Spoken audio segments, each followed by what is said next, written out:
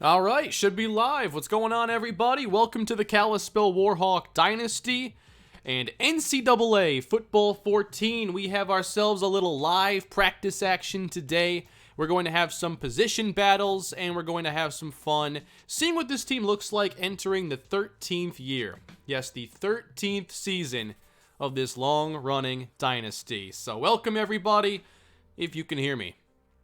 And if the stream is working here, what's going on, Hungry Gamer, Anthony, Kyle, Dylan?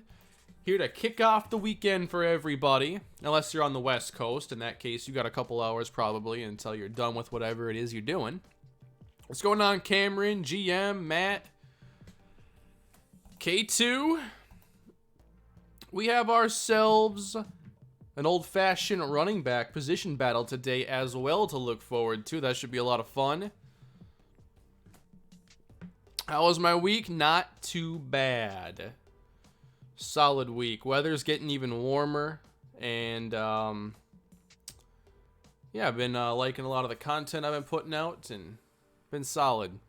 Let's see the schedule. Okay, so I haven't built the schedule exactly, but I thought we could spend a little time here maybe penciling in a few of the matchups that we for sure want. And I have a list of, I think, 8 teams we definitely need to face.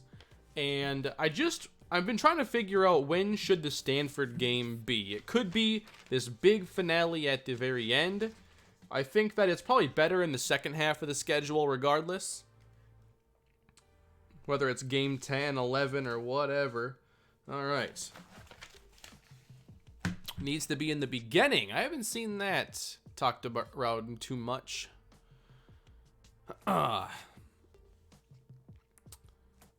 Yeah, I kind of think maybe 2 more years is the sweet spot. We go through an independent season, we see how that goes, and then maybe one last run, year 14 maybe.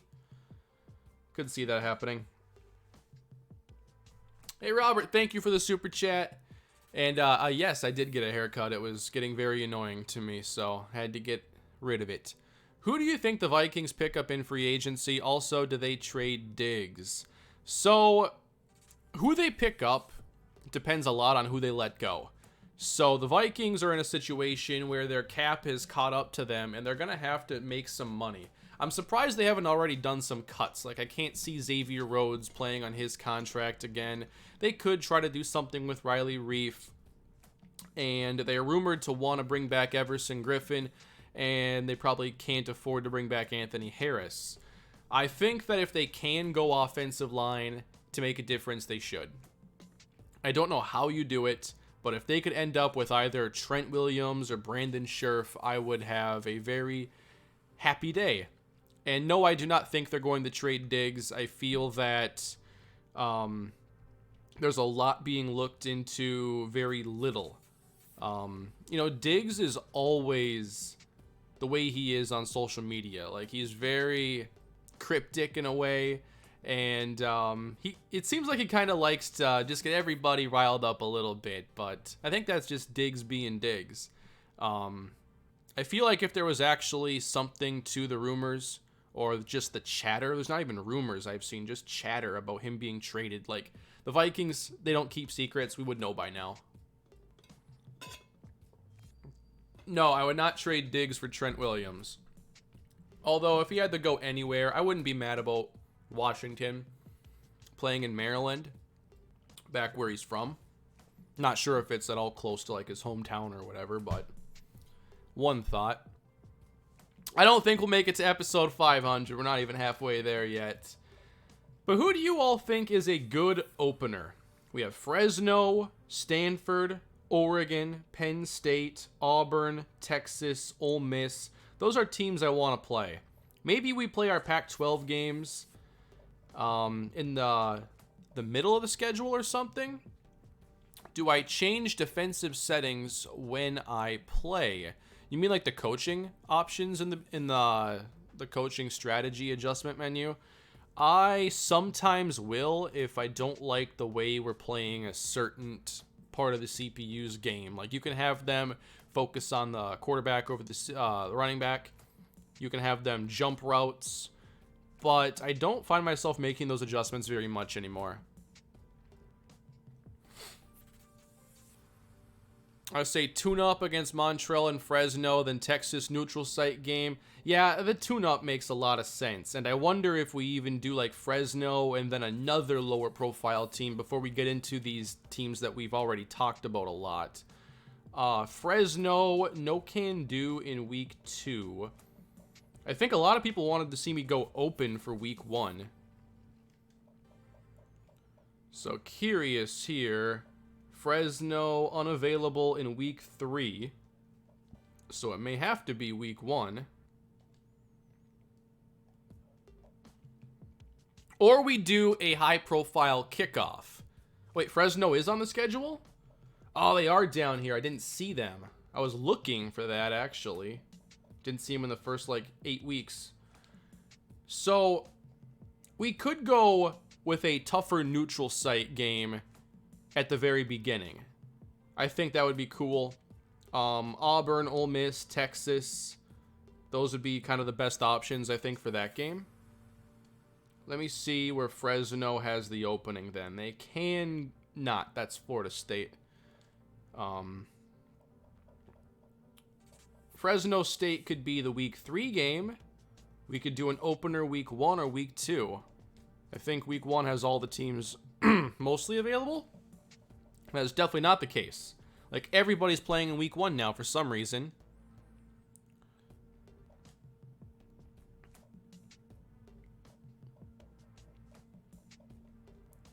So, is anybody on my list even here? Robert says, Stanford week 1, also play my team, Washington. I'll take a look. Like, I want to play some Pac-12 teams. I don't know. I feel Stanford in week 1 is, like, too early. It feels like it has to be something we build up towards.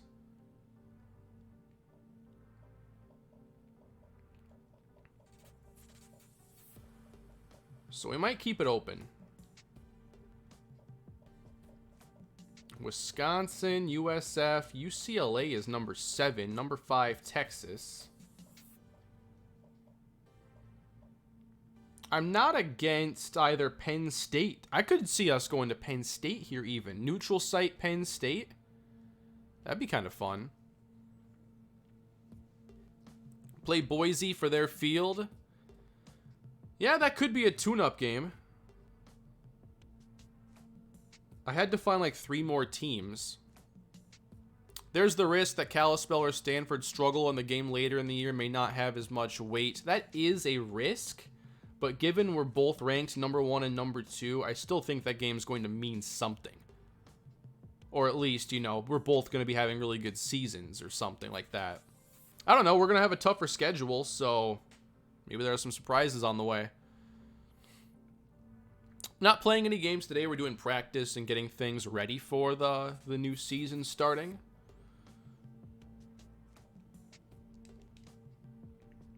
So if we open against Penn State, for instance, what would be a fun neutral site stadium?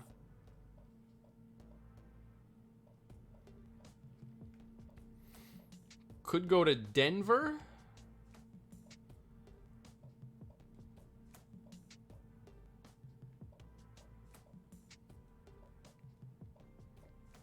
Maryland and West Virginia have like a special game at the Raven Stadium. Soldier Field would be kind of cool. When was the last time I played Wisconsin? Has to be the last season of Minnesota. Cowboys kickoff against Texas. Ooh, that's kind of interesting too.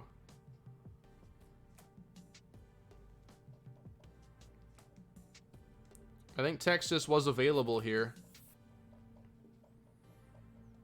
Opening against the only team to defeat us last season, that would be interesting. I think they play week 1 though, because I couldn't schedule them then.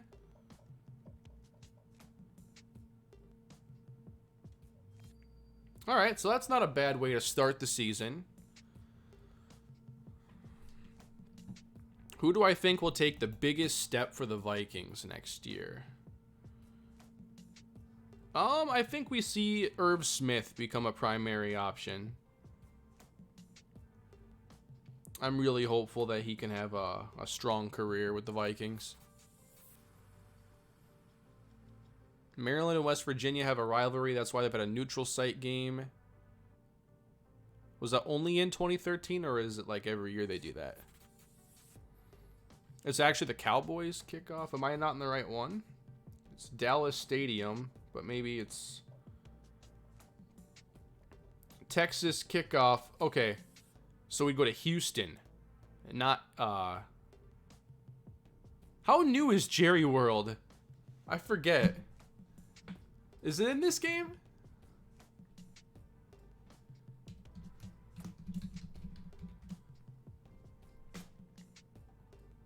It opened in 09, so yeah, it is in this game.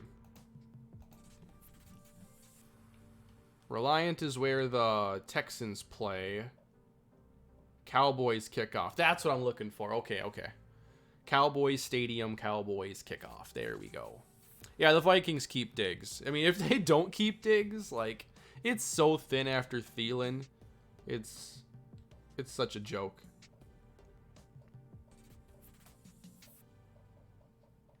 So we open neutral Texas. Fresno, whatever we did last time will obviously change. Were we at Fresno, or was that a game where they came to us? How long ago was game 1? Wow, year 12 took a long time. That looks like it was at Carousel. Yeah, Montrell Bonds returns to Carousel. So this has to be a road game in Fresno.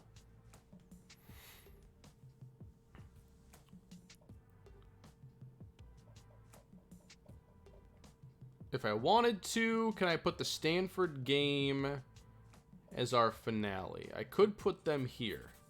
It could be the main event of the regular season.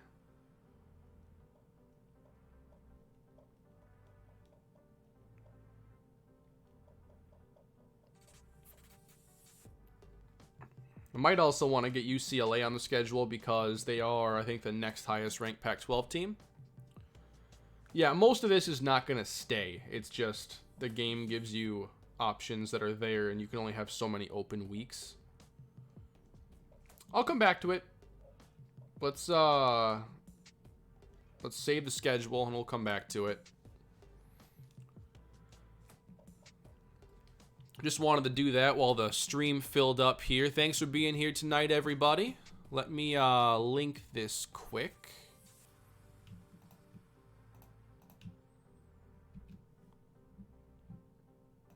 If you haven't already done so, please leave a like. Those are much appreciated.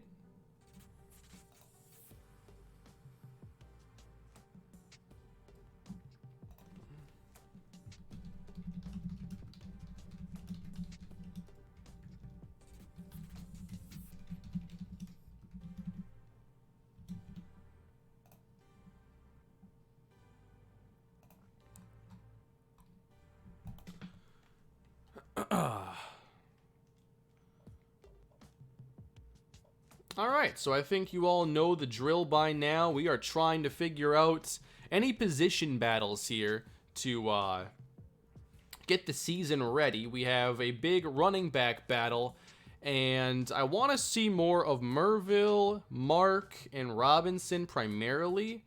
The agility for McIntyre is super low. I guess it is for Mark as well. His acceleration is also pretty low. I'll probably give everybody a chance, but Jackson's likely RB1 to start the year. We have to figure out after our top 3 who plays. I think it's very tight here in terms of rating. The speeds are comparable.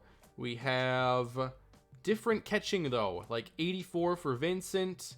And then for route running, we have Jackson, who's a lot better. So I think that's one of the more interesting battles, Jackson versus Vincent versus Clemens, I guess, as well. And at linebacker, we still have to figure out who's going to play and who's not going to play. Rayshawn McNeil, Anthony Payne, Braylon Kendrick, they could be the starters. I want to see a little bit of Terry Sears, number 54, and Trey Little, number 53. So let's get to the games. I was high on Vincent last year, and he got some snaps toward the beginning, and then, well, he was never the 4th receiver. He was the 5th. So I had a 5-wide set, and I think he played maybe a little bit in garbage time in a game or two. But Colt Sully as the 4, like, he played well enough to where you weren't going to take away his snaps. Role for Jeffries. So Jeffries has, like, elite athleticism, and I want him to play slot with that change of direction and his speed. Let me pull up my super chats here. Thank you again, Robert, for the super chat. Much appreciated. Kane, does Clowney stay in Seattle, and who do you think they get? Also, do you think AJ Green gets tagged and traded? Huh. I feel like Seattle will try to keep Clowney around. I mean, they made a pretty big investment to get him. He's a strong player. You can build a defense around him. And I think that they'd be wise to sign him. As far as what I think other teams are going to do in free agency, like, I don't really have a great read on it right now. I haven't really stayed up on a lot of NFL stuff lately.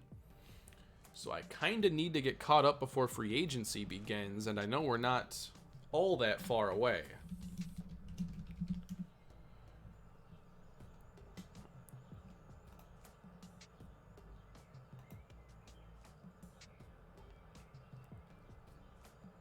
So the new league year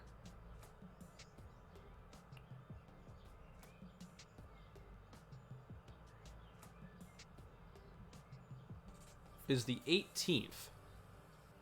So a little under 2 weeks. I better get caught up. My opinion on the Packers are that they have a really strong foundation overall. They were a team I was worried about bouncing back last season, and they obviously had a really good year. I think that they've done the right things defensively, but their big need now is actually on offense. I think that they have to get somebody to take some of the pressure off of Devontae Adams. And, like, my nightmare scenario is they trade for Odell Beckham. Like, that would terrify me.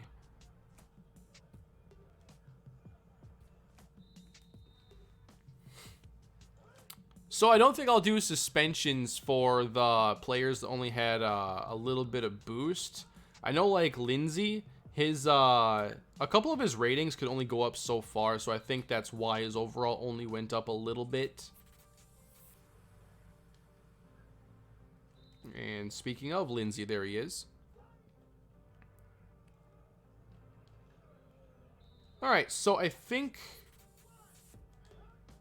I'll just run a few generic plays here, and then we'll get to some more specific testing. What all do you want to see today?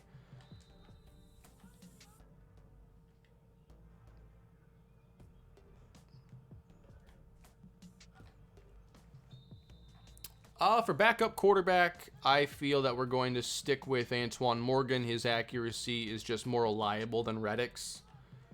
That didn't change a lot from this offseason. Yeah, you just don't get past Elliott Red anymore. So I think the Bears, they're going to take a veteran. They're going to at least have someone in camp. Like, if you think about it, always remember, like, job security when teams are making moves. Like, if the Bears go 5-11, it could be, you know, time to clean house for Ryan Pace and Matt Nagy. So you need to get some insurance for Trubisky, because if you start 0-2, Trubisky's playing horrible, you got to have plan B. And I think that's probably going to be Andy Dalton or Marcus Mariota.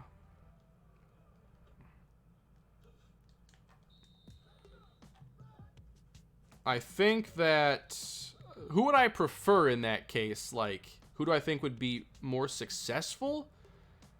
Tempted to go Mariota because I feel that he would mesh well in what they want to do offensively. But I do think Dalton's a better quarterback.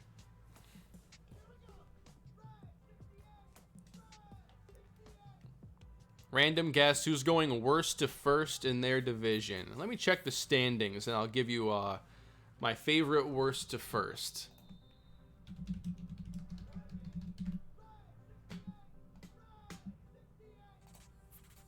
So the Dolphins, Chargers, Bengals, Jaguars. NFC does not look good. for worst to first candidates,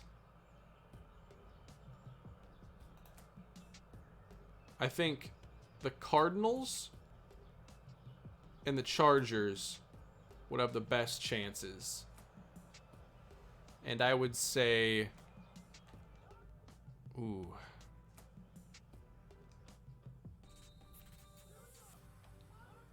The Cardinals just have so much to overcome, but then the Chargers have to face Mahomes.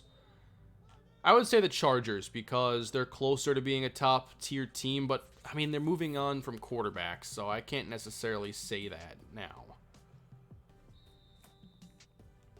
Lions?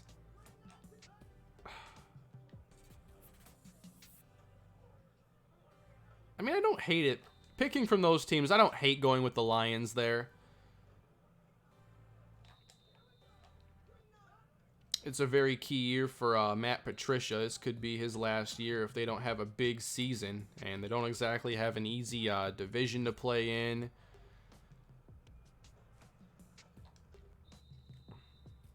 Who's my Hakeem Butler of this draft class? I don't think I have a Hakeem Butler of the draft class yet, but I definitely will soon. I really didn't keep up with the combine or anything. As far as football goes, the only thing I've been really looking at lately has been like XFL.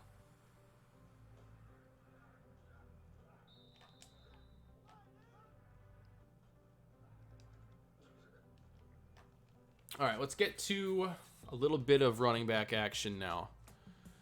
First to worst candidates to flip it. Well, I think the Patriots now. You gotta, if they move on from Brady, I think anything is possible. The Texans, I'd also say, that is a team to me that I just do not trust. I cannot trust Houston one bit. Like, I think, in one game settings, they can beat anybody. But they are such a volatile team. Their offensive line is terrifying, and I think they're one of the toughest teams to get a read on in the short term because anything's possible any week. If they get in the wrong matchup and the offensive line, ruins it. Plus, their defense is getting a lot worse. They may have had, Watt, Merciless, this front seven. But, I mean, the secondary has been atrocious. So they're the kind of team that you could see either going 10-6 or 6-10.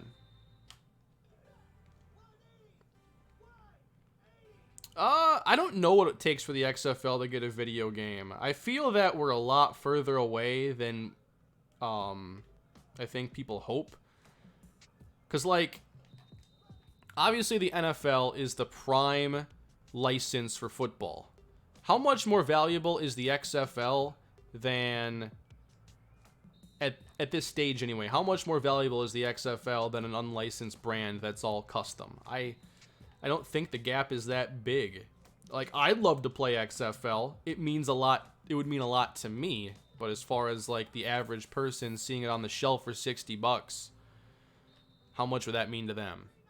What do I find appealing about the XFL? I think that, for me, it's the thought that a lot of these players could find their way back into the NFL. And a lot of the players that we're watching have pretty good football talent, but haven't necessarily gotten all the chances to show it off. Or they just didn't get enough time. Cardale Jones has still made, 15 starts in his life since high school. So this is an amazing chance for him to show what he can do. We're seeing it with PJ Walker. I think there are at least a handful of players that are going to get some interesting deals this offseason and have a chance to play next year. I think all of the standouts at the positions, you have Will Hill, who's had really good seasons in the NFL before. You have Cam Phillips, who has had a really nice season at wide receiver. Nick Truesdell is someone that I've always found pretty interesting. He's one of the more talented tight ends in the league, but he's also a lot older than a lot of the players there. He's 29 years old. Yeah, Jordan Ta'amu, another one. He was just a rookie this past season, and I think you're seeing how quickly he's getting comfortable in that Battlehawks offense.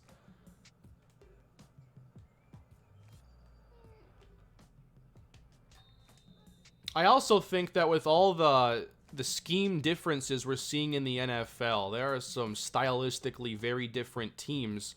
Like, even if it's just in a backup role, I'm not saying he can be a starter in the NFL necessarily, but wouldn't PJ Walker be a pretty good backup to Kyler Murray in the Cliff Kingsbury air raid offense? Wouldn't Jordan Ta'amu be interesting on a team like the Bears, a run-heavy offense that, wants to stretch the field vertically and try to utilize all these speedy players and attack defenses a lot differently? Like, I feel that pro style is almost a lost term, because in the pros now we see a variety of styles, so many blended styles. And maybe it opens the door for new players and other players to get chances they wouldn't have before. Like, 5 years ago, Kyler Murray probably doesn't go number one with the same, resume. Like, the NFL had to change first. Yeah, Maddox is not being tackled right now. He is trucking everybody. I personally like to see Cardale get to go to the Buccaneers. I'd love to see what could happen if he was coached by Bruce Arians for a little bit of time. But Cardale, these last couple weeks, I mean, it was bound to happen at some point. It just took so long for him to hit that wall that you just never thought he would. But the last 2 weeks have been really tough for him. That whole offense has been lost. They lost to a not very good team last week too.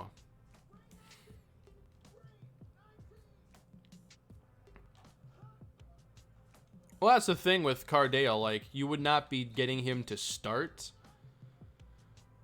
but as a potential starter, and that's one of those things that still interests me. Like, would you rather have a quarterback that you've seen play some professional games in the XFL? Would you rather have a project quarterback there, like Cardale Jones or PJ Walker? Or would you rather have someone who's undrafted or a late round pick that you've only seen the college tape on?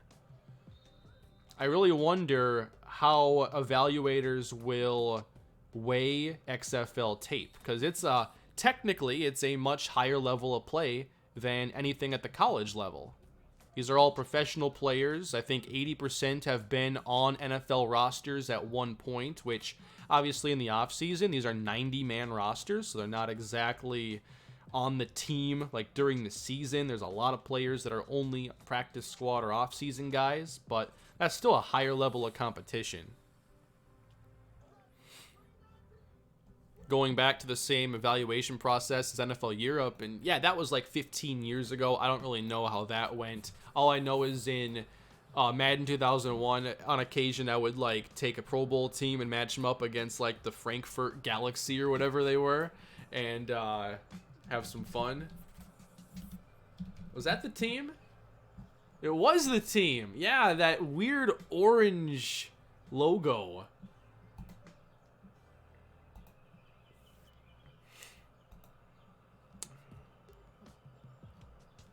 When did NFL Europe go away? Because it was in Madden. Hey, sports fan, thank you for becoming a member. I see that 1-year badge. I think you've had that for a while. What have I missed? Anyone pulling away with the starting nickel linebacker job? We haven't really started testing that yet. I need to find... I think what I have to do, so we can actually get a read on some of these players, is maybe call just some plays and not have it be random, and try to evaluate the differences. So, why don't we go down into the red zone here? Let's go to the 20. And I would like to see who plays the nickel when it's default like this. It's middle linebacker number 1, and then which one gets priority? I feel like it might be left outside.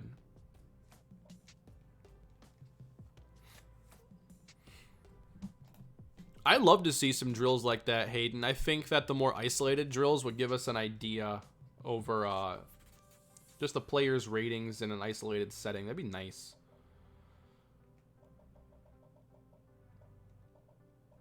So I really want to see Trey Little. 79 speed, though. Like, can he make up for that in another way? We'll have to see.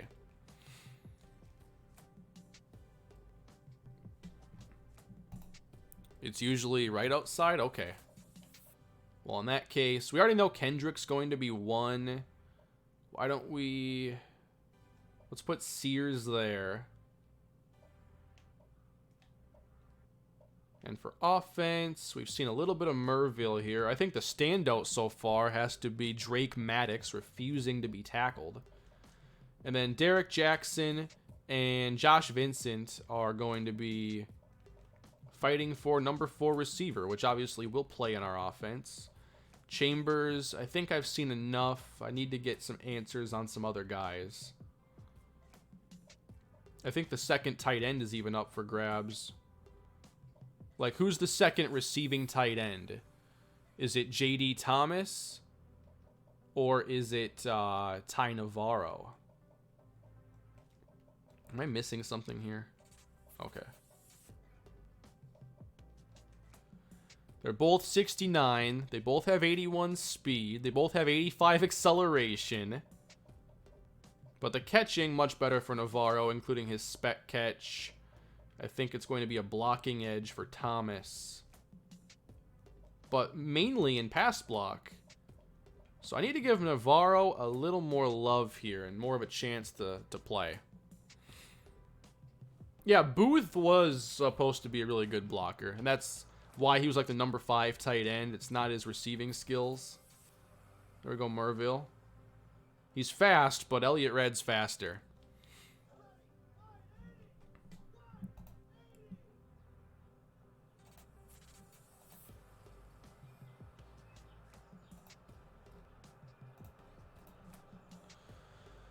The Super Bowl episode is going to be tomorrow, Greg. I have the next video, though. If you watched yesterday's video on the offense first draft, I have the continuation of that.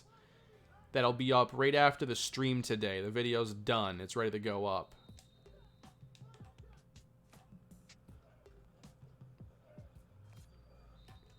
So why don't we set up... Why don't I set up a known play for the defense, but I'll have mine be random. That way we can get a variety of looks, but I know what the defense is supposed to be doing. We'll just call like a cover 3 first, because that'll give us an idea of how they play their hook zones and everything, and how they read and react, and that's probably a good spot for them to be evaluated. Let's go ace. And then... looks like it has to be 4-2-5. So they're going to play a cover 3. Every time. Oh, I should change around D-line at the same time. How long does my editing take? I'd say most of the videos on this channel I edit in around an hour or so, give or take. Sears in pain. Okay. It depends if I do like anything extra, like going back into previous videos for clips, or if I'm just doing kind of a straightforward commentary. I don't really put a lot of extras into my videos. I like to get more out. Maybe it's more of a quantity over quality approach, but I think over editing is a thing. I don't think everything has to be edited to the moon.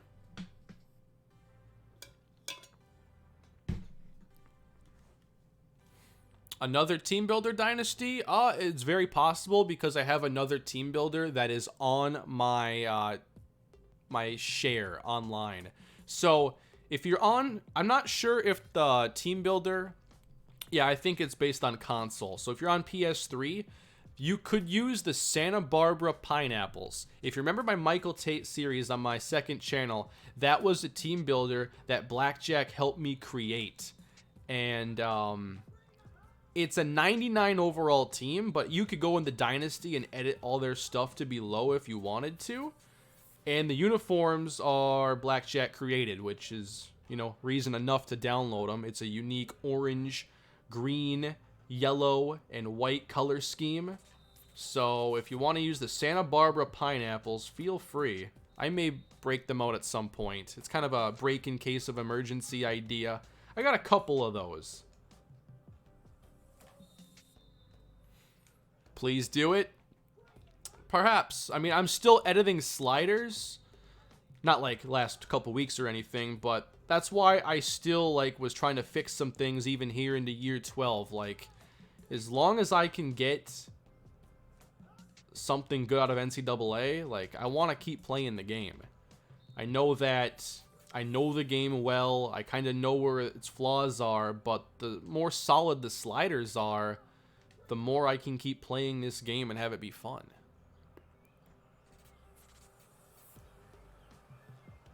I was hoping Irvin would leave this year just to up the challenge for this series to get more longevity. I kind of thought that it might be possible. And seeing LaMecca go pro showed me that, whoa, it was possible, and we got lucky. I kind of like the way 54 is playing here. I think that's Payne. There's some different things you can read here. Or, no, that's Sears. So we're getting some pretty good reaction here out of Sears. Watch as, now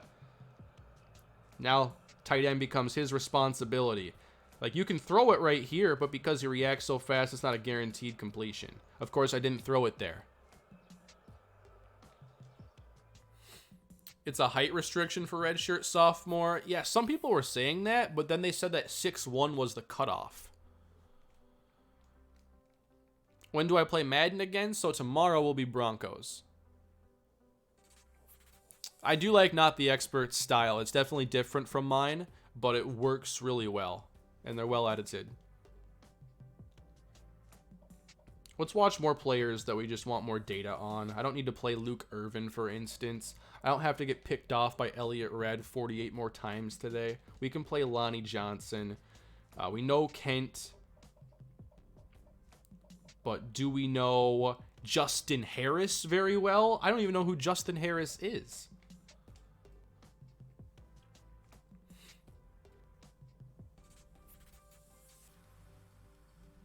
Oh yeah, Markel Ingram, good call. We know Trey Walker. Markel Ingram one side, and Montrell Griffin on the other.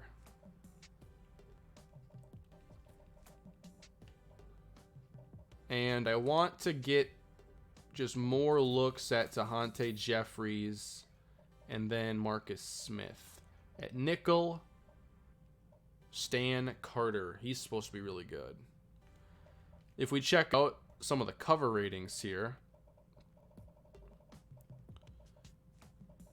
Smith's got some good man cover. Jeffries' stuff is lower. I want to play Jeffries in the slot. How good of an athlete is Smith? Similar speed. This is the only part that concerns me. It's just lower agility and acceleration. Not sure how much weight to put on that, but certainly Jeffries is a better athlete. Plus, he's stronger. We've seen him hit, too, in the practices. So, in the nickel, you're going to get more chances. Actually, Smith has better hit power and tackle. So, I guess it's not necessarily a guarantee. If he's going to be on the field, I might as well play him in the slot, and we can get a look.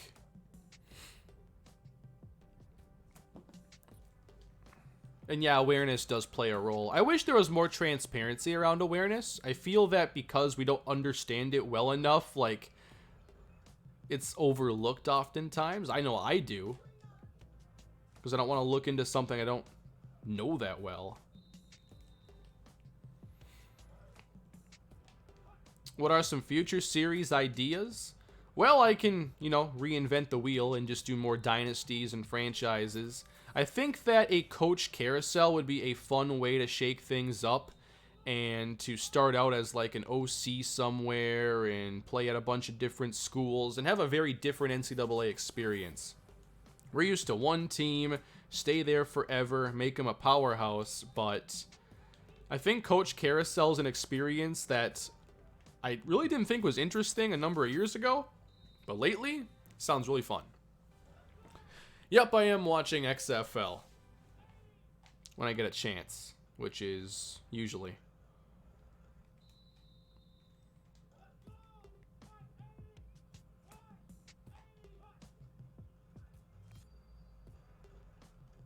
Now, for Coach Carousel, how does it start? Do you even pick your first team, or is it just like a few teams reach out and you're picking between like Old Dominion and UNLV?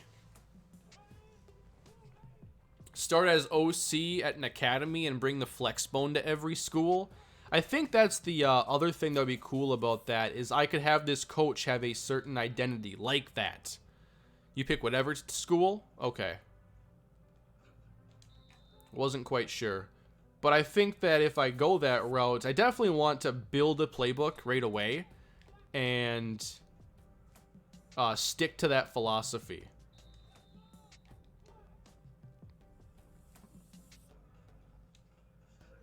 I'd love to see, you know, this is NCAA 14, and in this game, they really nailed a lot of the option stuff.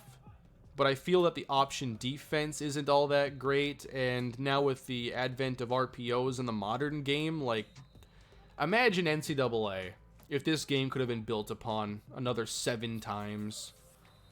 Man. Sad to think about. What could have been.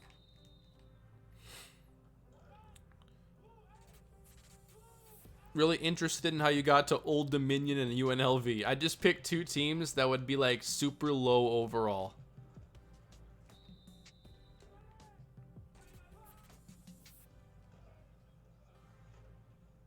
There we go, Merville. Good wrap up there. That's Payne. Payne wears 51. Well played. Yeah, I think that it'd be also tempting to try to do something in the Carousel universe. I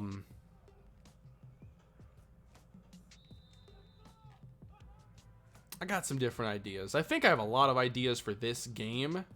I even have a couple I don't even want to talk about. Partially because I like to keep them a surprise, and also I don't want to bring them up and have them be requested right now. But I do have another NCAA idea that has just been maybe.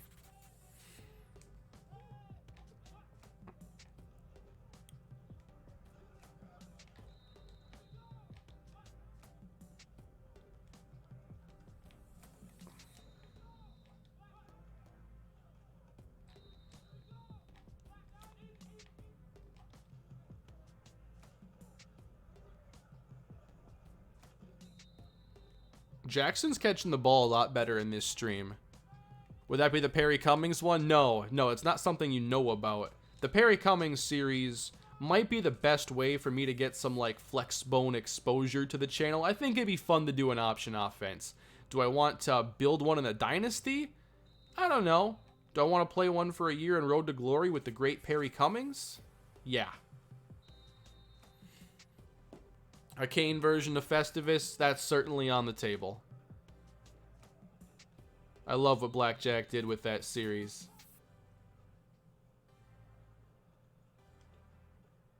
And I like the idea of setting up series with house rules. Like, you know, I always like to play the game just straight up. Whatever the game lets you do, you kind of just go with. But now that I've been doing some house rules and I started doing simulating and been like doing general manager type experiences, like I think it's definitely opened the door to a lot of different things, and it's been fun.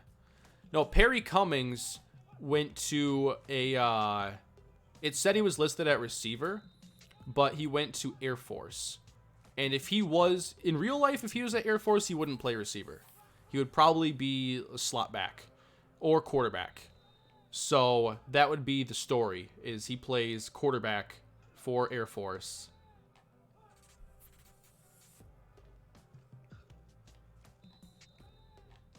But I doubt his ratings in Madden when he came out were any good for passing, so he probably would have been better at slot back, which is one of their running back positions.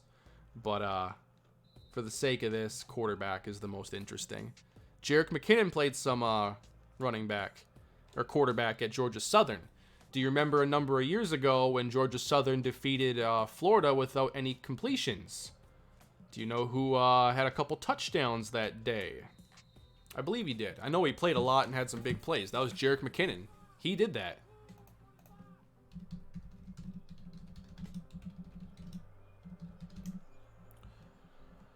That was in 2013. So a slot back.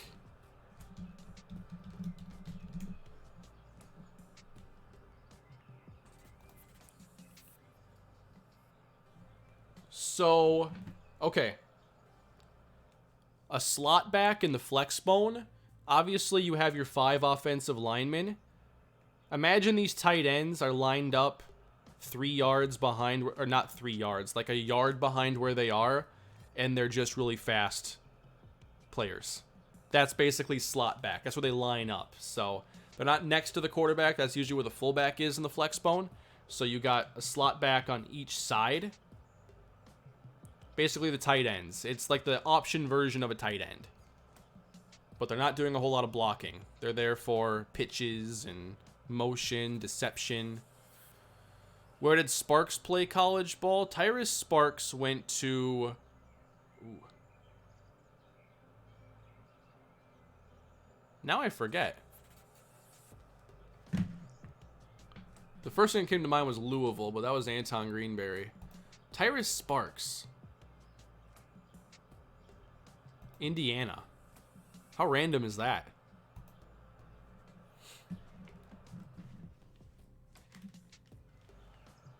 Indiana. That's going to be the best Indiana player on my channels.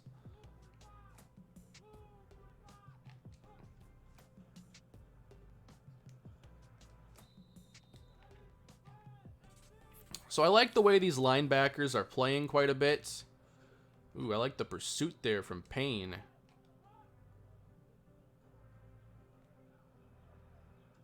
Ooh, that was some recovery. Has Indiana produced any good in real life NFL players? Yes, Tevin Coleman.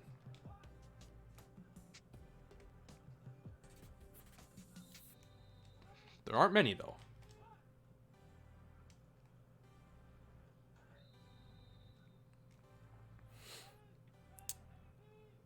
Clark. He is in the class.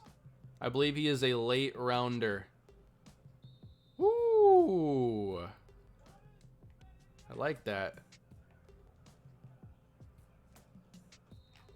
All right. Who wants to see me just run at these linebackers now?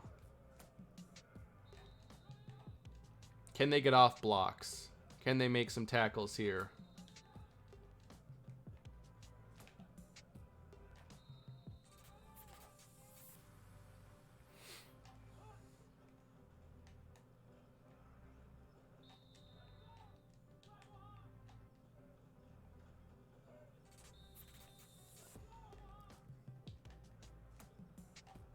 Maybe we can get one play where they don't block Sears.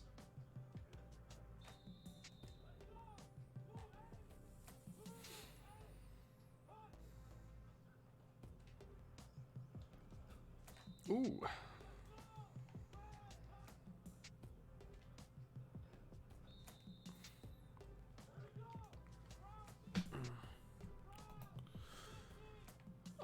For MLB pace of play rules, the 3 batter minimum rule, I don't know that it's realistic that it gets implemented. That would have a big impact on like the entire structure of relief play in Major League Baseball.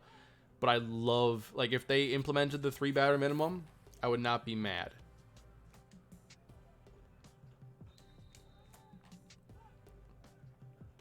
But I don't think that, well, I guess at times pitching changes do slow down the pace of play a lot. I understand, like, when you have multiple changes in an inning, and a lot of it's like this guy comes in, lefty specialist, he's coming out after whatever happens in this appearance.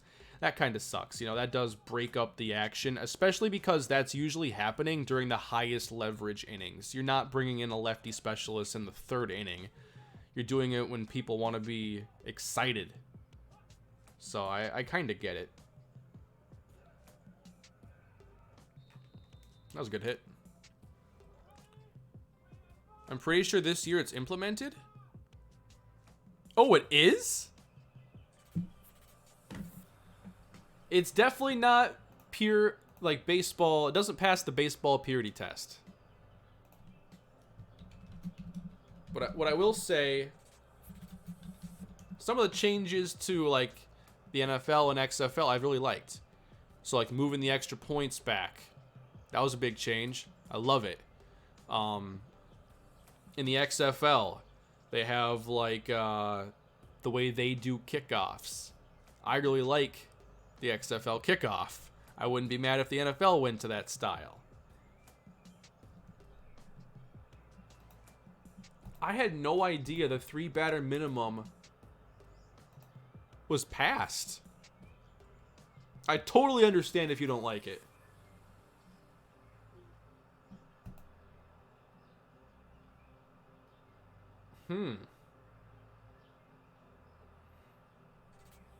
I wonder if that leads to any sort of strategy in terms of how you structure a lineup. Because, you know, if a team has a lefty specialist, you probably don't want to put like 3 lefties in a row and give them an advantage. Like maybe you take your 2 lefties and you put in a good righty sandwich between them. So it's harder to strategize the 3 batters. In a best case scenario, who would that pitcher face? Like, sure, you get to face our best lefty, but you're going to face our best righty no matter what. Well, I guess not necessarily no matter what, because they could bring him in and have him, you know, set up to face that lefty as the 3rd batter. But I think that could shake up the way lineups are formed a little bit.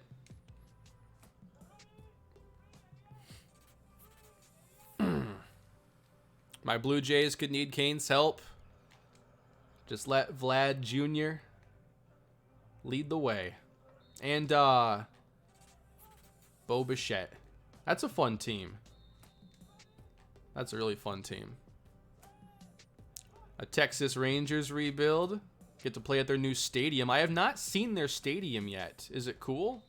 Where do they play now? As long as it's still like a similar ballpark, because I love stacking that stadium for fantasy.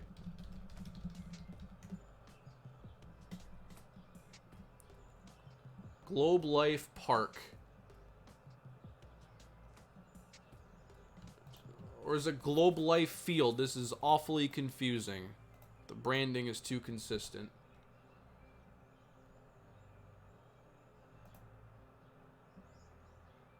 It has a retractable roof.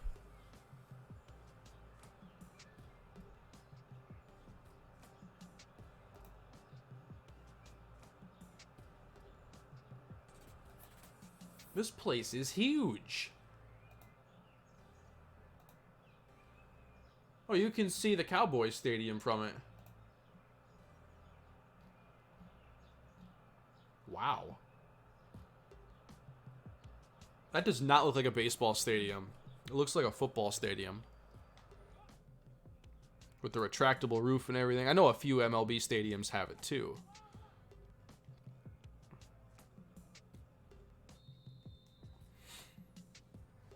I'd like to try NHL sometime. I think it has to be when the game is new. Ooh, here we go, Thomas. No one can tackle the tight ends today. How many seasons do I think I'll make it in the Broncos? I think we could see maybe 7?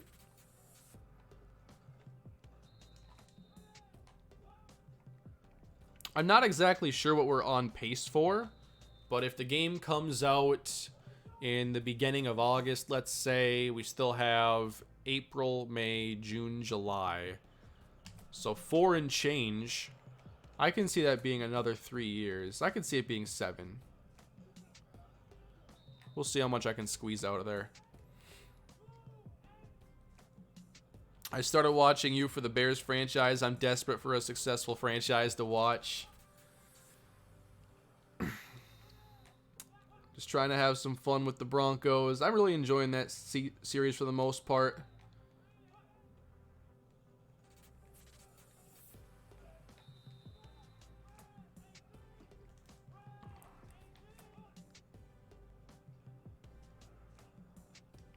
Why don't we switch up the linebackers now? My favorite Madden series that I've done.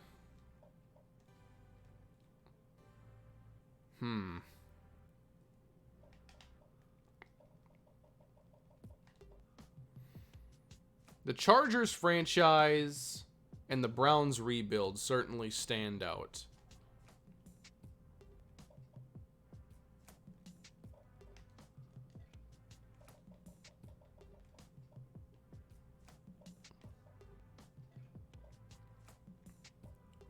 I need to get Tree Little on the field.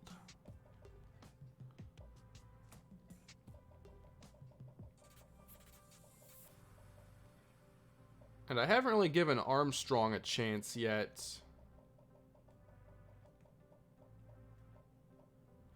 Armstrong might get the Mario Townsend treatment here. He can do some pass rushing. He's got 89 zone coverage. All right, I want to see Matt Armstrong. He might be the closest thing we've had to Mario Townsend since Mario Townsend.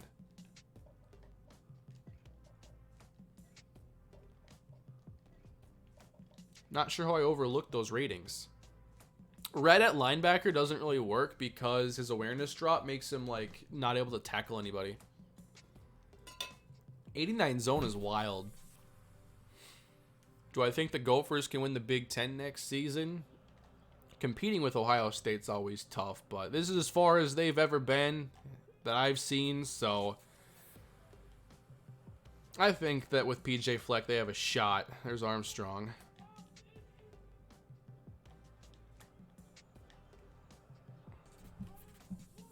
Oh, is he really wearing Mario's number 2? Wow.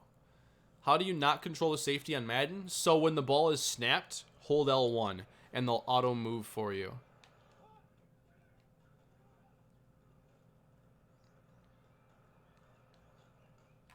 Oh boy. Not that play. Ooh. Armstrong getting some depth there. Can't get over Little. How about some slants?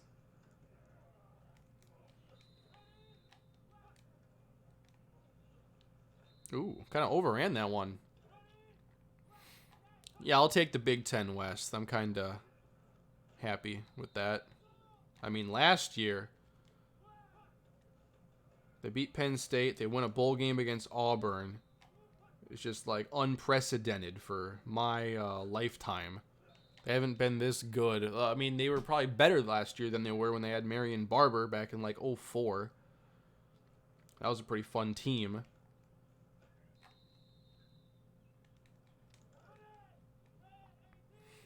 Biggest bust out of any series? Probably Adam Kane. Like, that's going to be like the tough one to top. Right now, Adam Kane is a free agent. He's like, I think he might have practice squad eligibility, and nobody has signed him. He's the best quarterback on the open market. He might get signed next offseason. I think he would, but I don't know. Let's try new running back.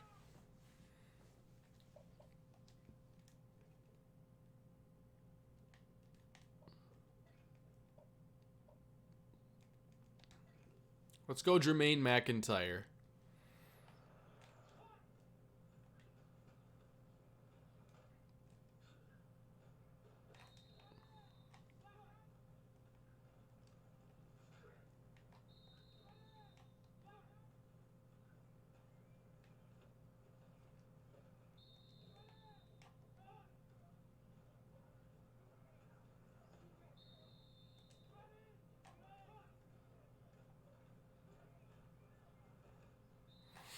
Yeah, I turned the music off for now. You guys want some more music on? Ooh.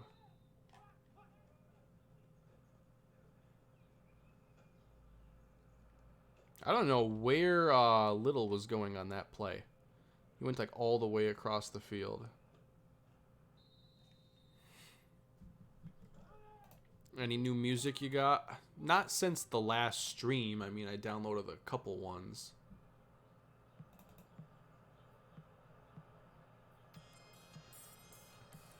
This one's called Day One.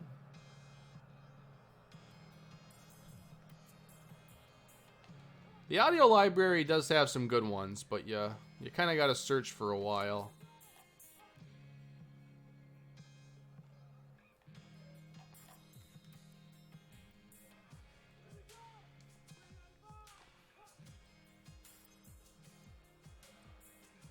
Nice catch, Navarro.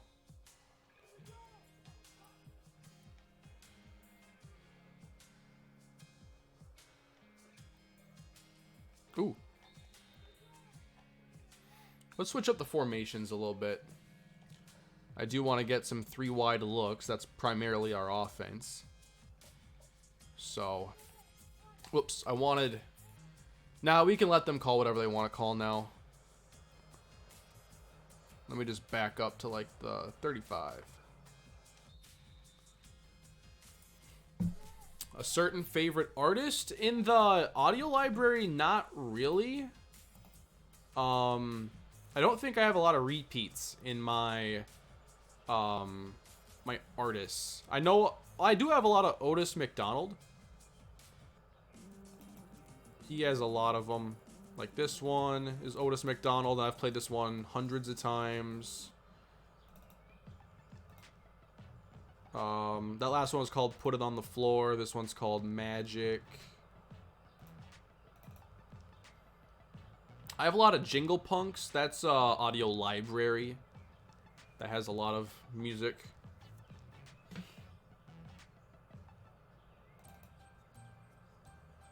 Oh yeah, I broke this out once.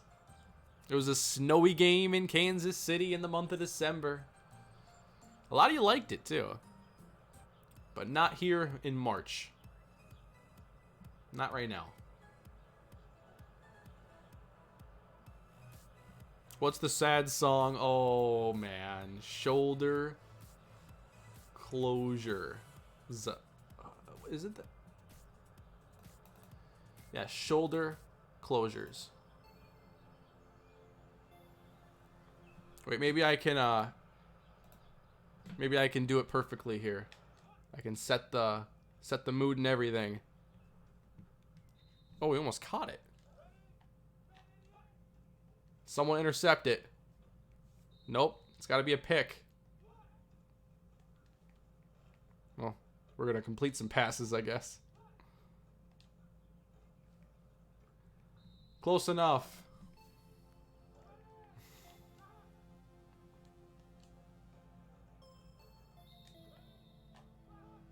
It's just too good, and I can't find one better.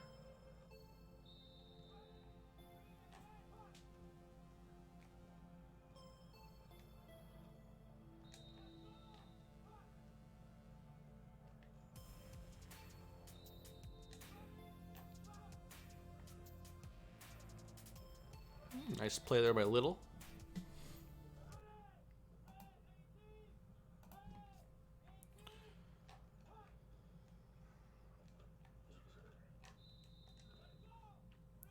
Yeah, we've heard that song quite a bit. I mean, and that's considering I don't put it on the main channel. I don't put music after plays in my main series.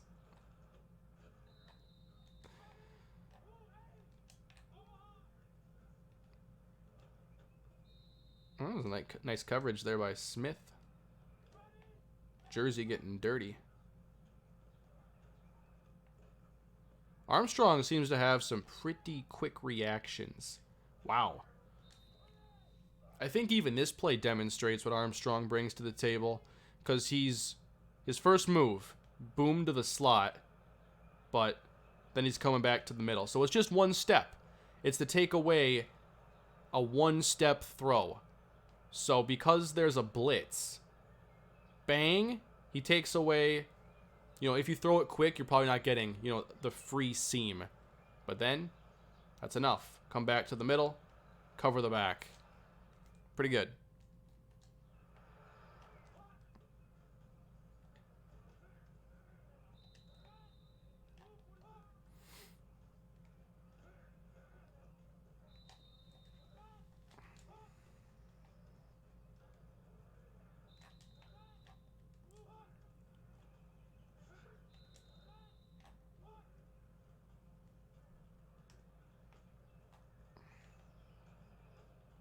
Okay, Clemens.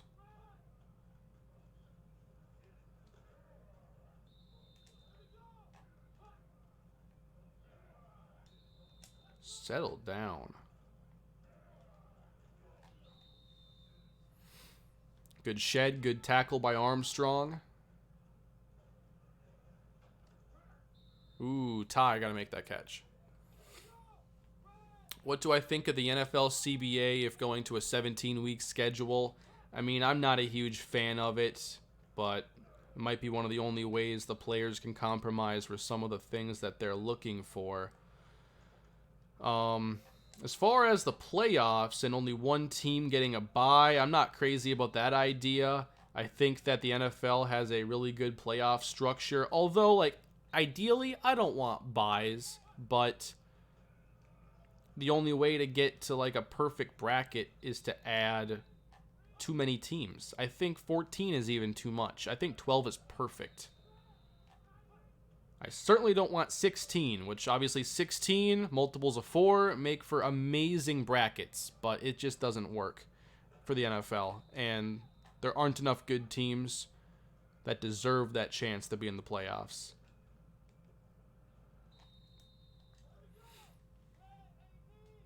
Ty Navarro was a Blackjack recruit, yes. At wide receiver, I moved him to tight end. A conclusion episode to the Twins series? Yeah, I will be doing that. Definitely. Giving a bye to one team would mean less resting players down the stretch. I think what they would have to do is make the season 2 weeks longer and give everybody an early bye and a late bye. At least separated, I'd say, by 5 or 6 weeks.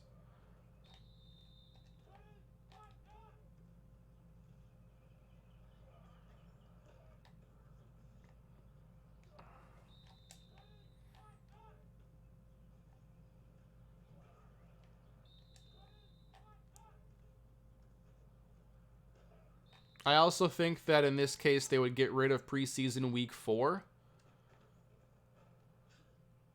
Maybe?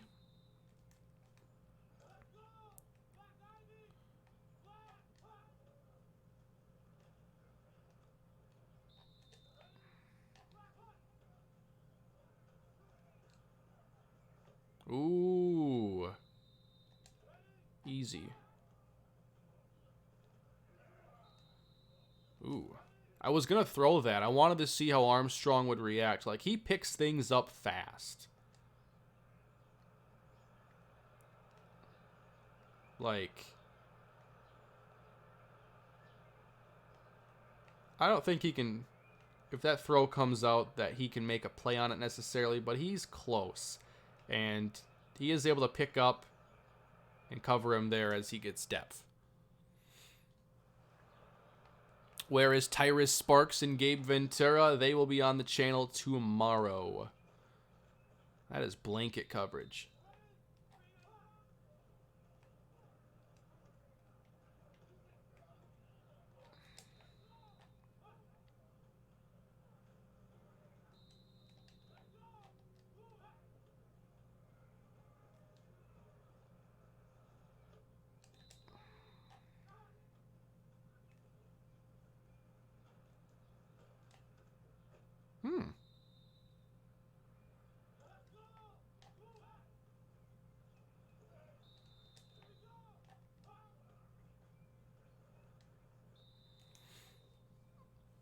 Yeah, Gabe Ventura, there was certainly no guarantee that he was going to be, this really good receiver. His ratings just had a couple key areas. I was like, this guy is really interesting. And he just keeps making plays. Never quits.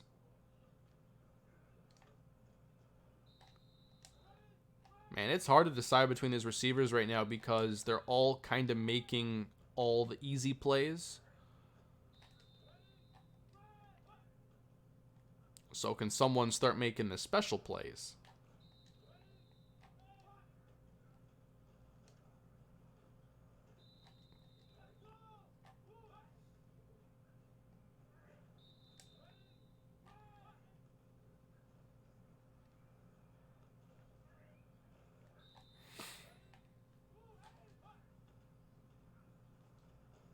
Ooh, that's not where I wanted it. Wanted that one in the end zone.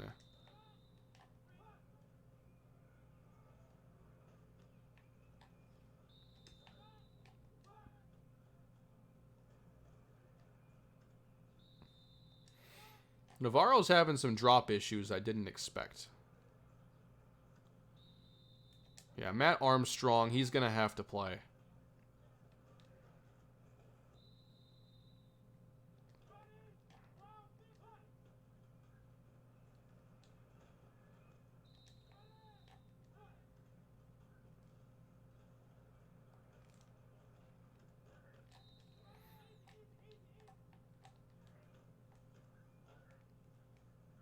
Here we go, McIntyre. The stiff arm as well. Do I think I'll ever go 16-0 in a Madden franchise? I'd have to have a pretty good team to pull that off. It's hard to stay that consistent. What am I going to do about Robert Cush's contract? Right now I'm leaning towards not signing him. Supplemental picks in Madden. Yeah, I'd like a supplemental draft. I'd like compensatory picks. Like, there's some details that the game just doesn't have, and I want all of them. I want players getting upset and not wanting to be on my team anymore because I'm not using them properly. Ooh. I just want more dynamics, more things to react to, more drama.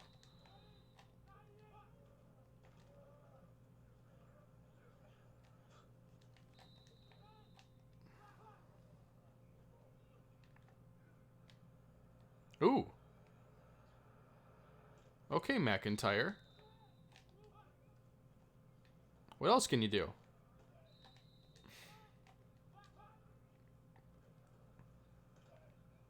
He feels agile. What are his ratings?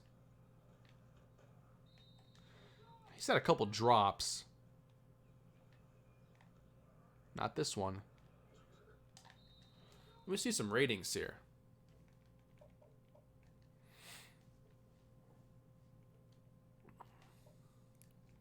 90 speed, 78 agility, 81 acceleration. So definitely lower than the other players. It wasn't holding him back there. Pretty good stiff arm, decent juke.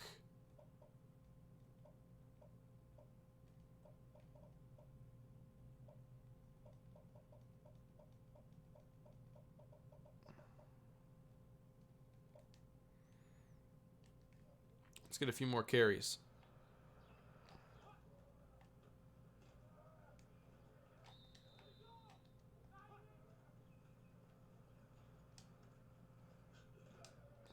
Vincent's been really good.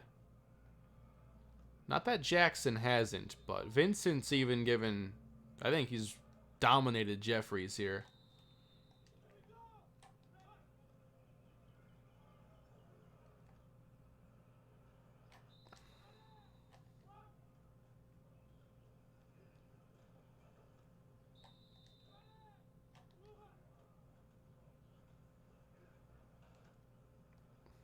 How does he catch that one, though?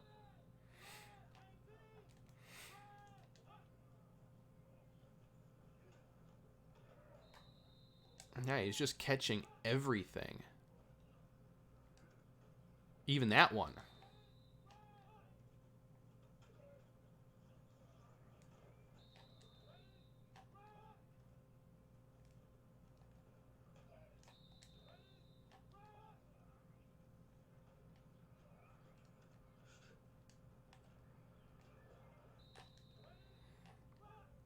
I should give Jackson the same chances. Let's just feed Jackson now every passing play for a bit. McIntyre's had some nice runs. There you go. They're like both winning this battle right now. That's the hard part.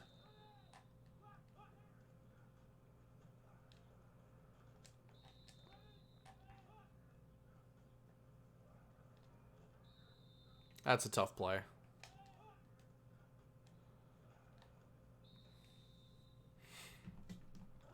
Yeah, I'll give Robinson some chances. And NBA MVP, I have no clue. I've hardly watched this year. I'll watch some playoffs because I think the NBA playoffs are super fun.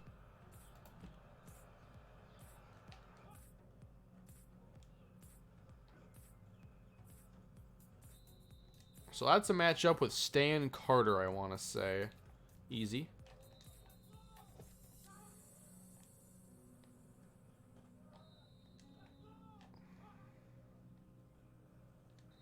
I'm getting some really quick pressure.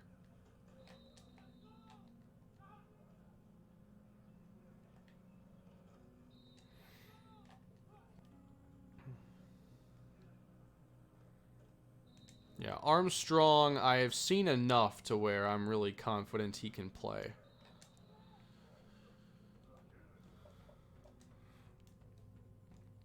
Is Antoine Knightley on a roster? Yes. He's on the Browns roster in that series.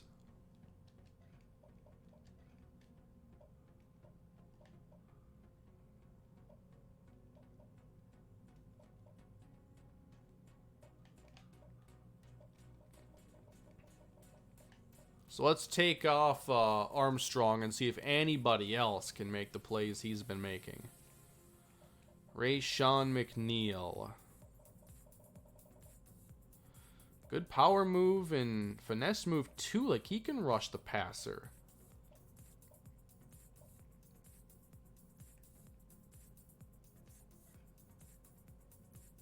I know Kendrick's going to play a lot, but we know that Armstrong has now locked himself into one of the, like, nickel spots. He's going to play a ton. I mean, he's been playing awesome.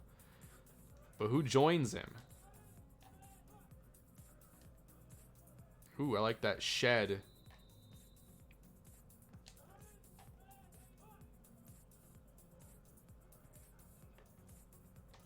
Vincent still catching it all.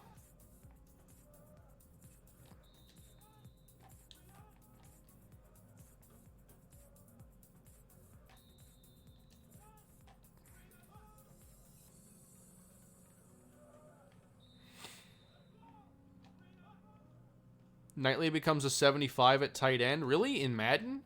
The way Blackjack created him, he becomes a 75? That's pretty impressive. But yeah, I think Knightley's the type of receiver that would make that transition pretty well. I've done it before. Ollie Kitchens. Some wanted me to do it with Gabe Ventura, but that's not happening. Ooh.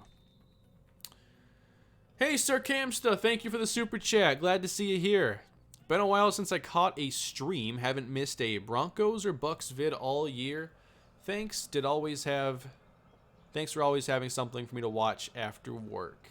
Appreciate you. Thank you for being here. Glad you're enjoying the content.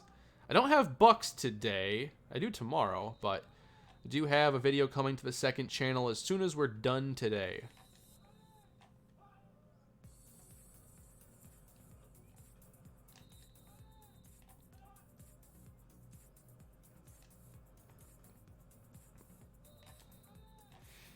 And now I'm not thinking, I didn't really remember all the ratings exactly, but Kendrick I don't think is going to be the, a 3-down linebacker. Matt Armstrong, and I guess that's the question.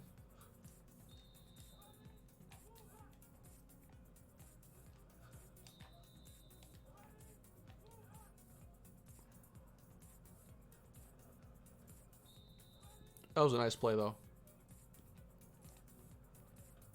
Ooh, that was a better play.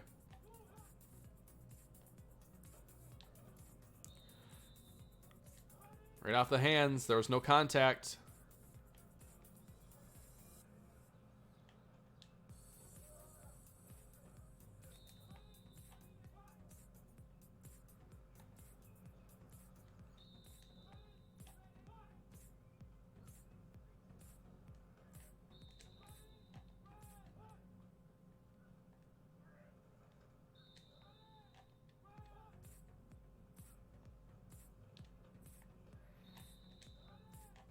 I think Vincent wins. Just because Jackson's dropped the ball more in the previous stream and then a little bit in this one. It hasn't been out of hand or anything, but Vincent's been like flawless. The best linebacker from all my rebuilds? Oh boy. Linebacker has been such a strong position in my series for a long time. Wow. That's off the hands.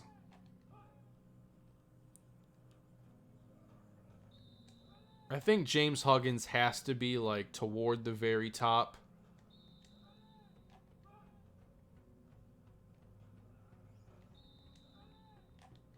Ahmad Burns in the Cardinals series.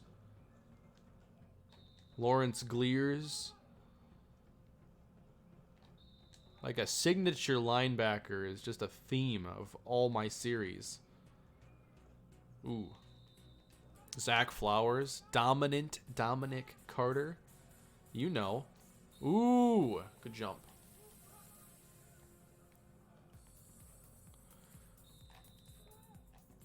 Marcus Calhoun.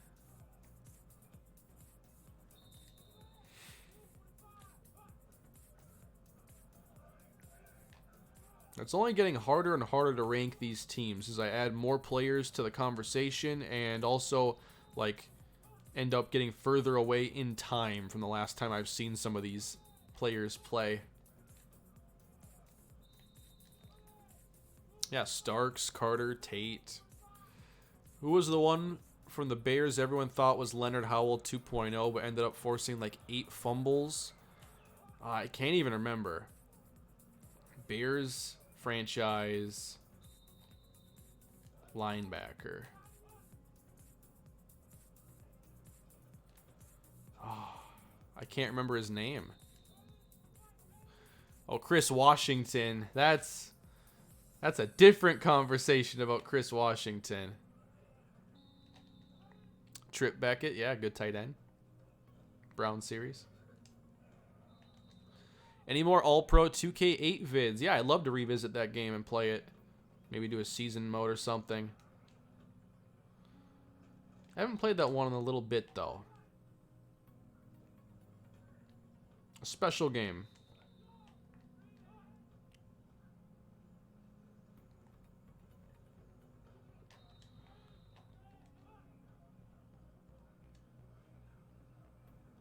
Ooh, that was nice. Planet Dearth? Oh, man. Bram Dearth. Harlan Regis.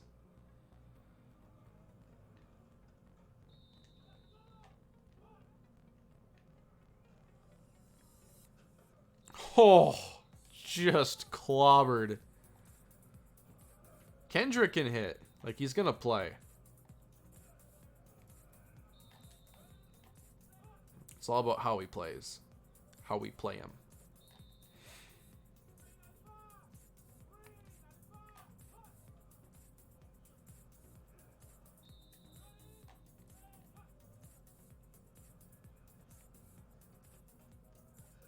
When's the last time Vincent dropped one? Not there. Broke a tackle. He fumbles. Doesn't drop, he fumbles the ball. Man, we are struggling against this interior.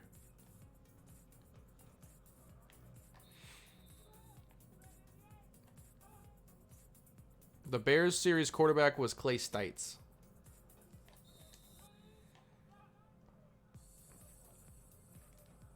Trubisky didn't work out.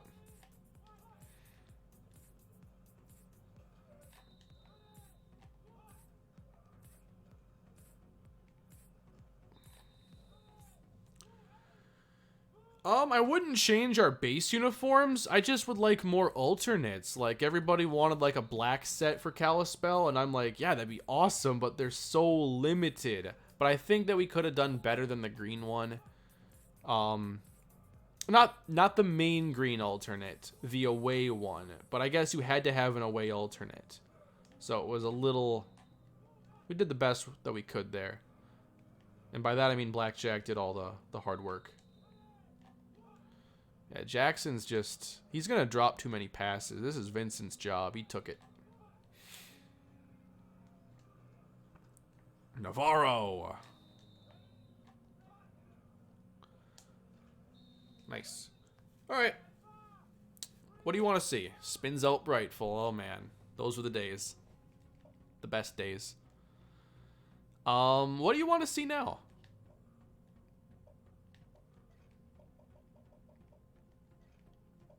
I think at this stage, we know that Armstrong is going to be a starter and probably Anthony Payne as well. He has speed. He looked good today. Payne and Armstrong. I think that's taken care of.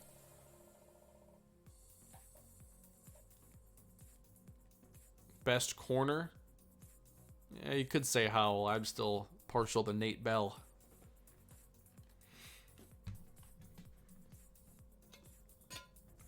Special player.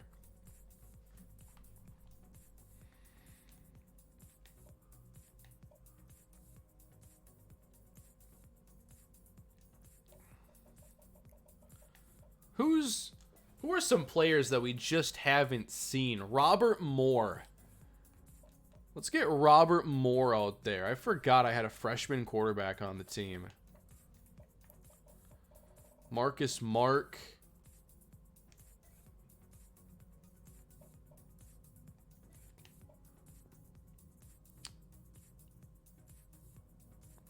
Any other receivers? Oh, there's Moss. He's not that great.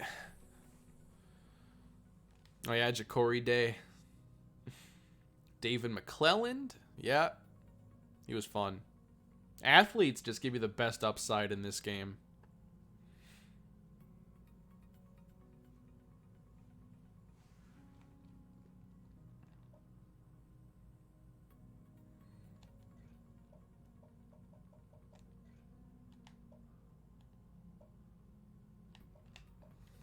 All right, defensively. Let's swap Jeffries for Smith.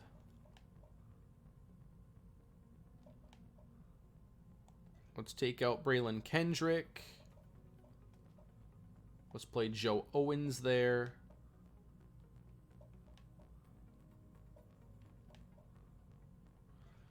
And instead of Trey Little, let's go Terry Sears again.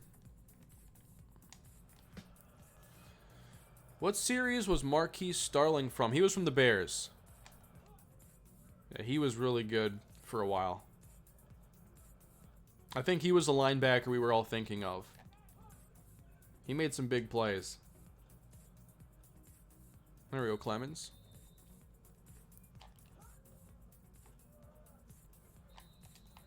So here we move Vincent inside because when he does play, he's probably going to be an inside receiver. So this is more of a look at what he would actually be doing. I wouldn't mind switching up the formation though. Although I will use this one quite a bit.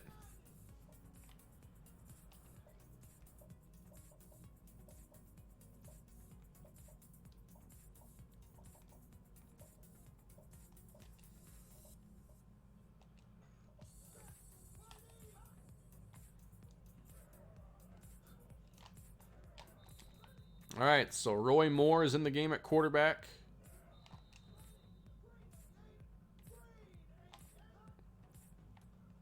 Marcus Mark at running back. Best running back in Warhawk history.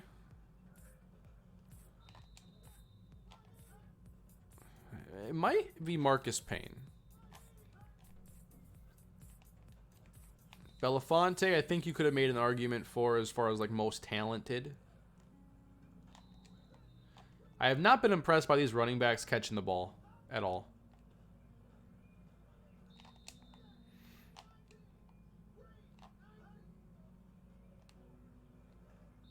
That was not close.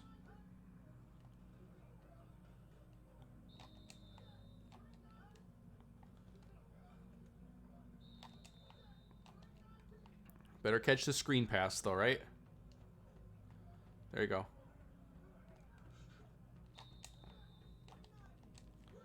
Yeah, the Chargers receiving core was special. Eddie Benson was not the best running back. Uh-oh. Deep shot, Vincent. Eddie Benson.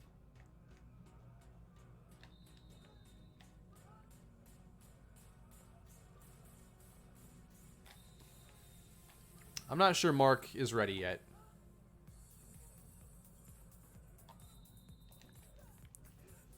Sammy Hawthorne was good. Oh, yeah. Oh, yeah.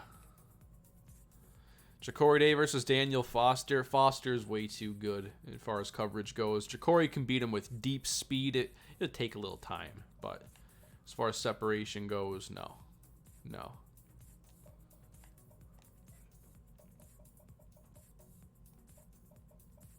We haven't seen Seth Roberts all offseason. Players cannot get injured in practice. No, this is a very safe environment. Well, Mark's last play of practice is fumbling the football.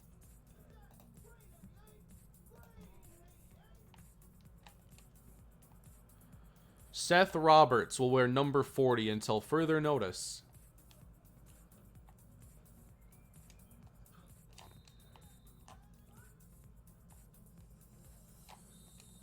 I need someone at running back to really impress me. Still waiting.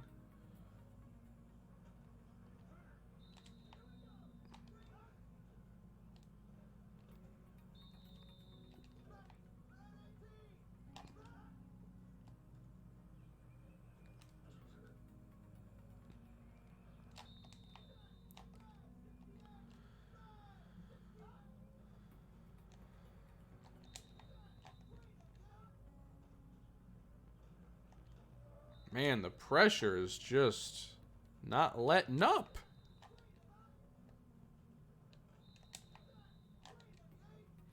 Settle down.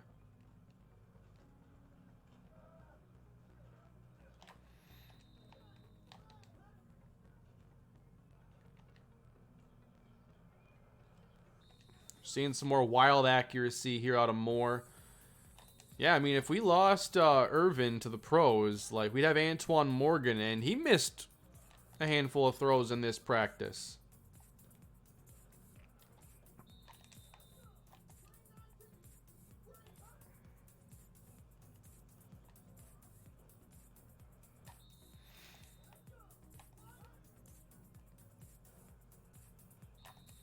Not getting much after contact from Roberts.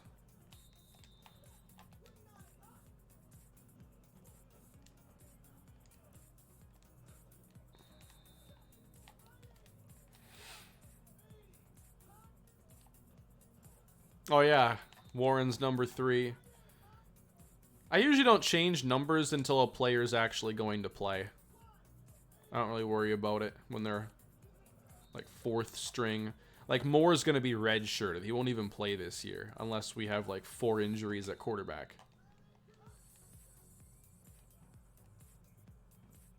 Nice throw. I don't do retirements, but I don't just give out numbers randomly either.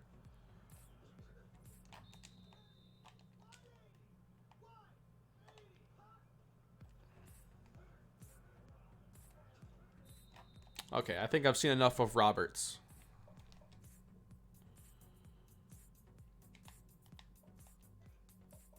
Let's go back to... Who do you want to see out of these top 4? Give me a name. First one I see 3 times.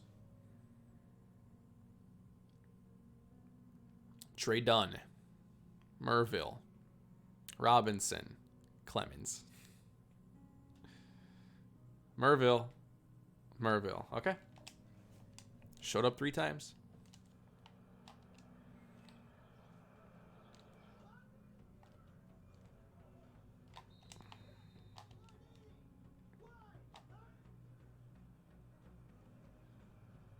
That's a nice throw.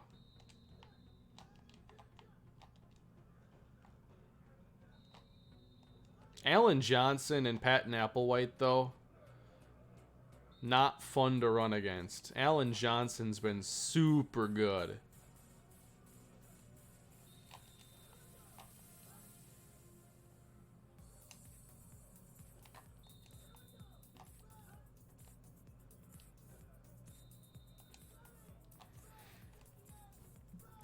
Does Merville have some quarterbacking skills? I think he was an athlete. The other speedy receiver early in the series? Before Ja'Cory Day, there was Troy Evans, but Troy Evans was certainly not speedy. We just hyped him up as our speedy gadget player when he was like the most average receiver ever, but he was the best we had. Okay, 40 and 40.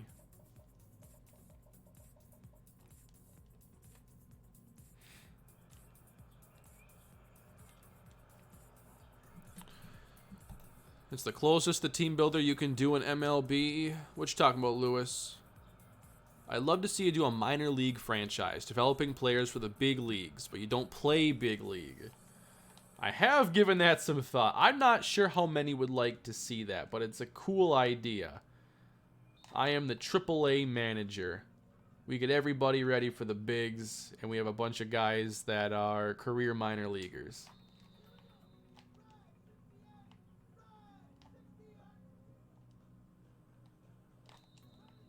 Is single A still not in the game? Is it still just the 2 levels? Like single A technically exists, but they're just there. You can't play with them. The teams aren't there or anything.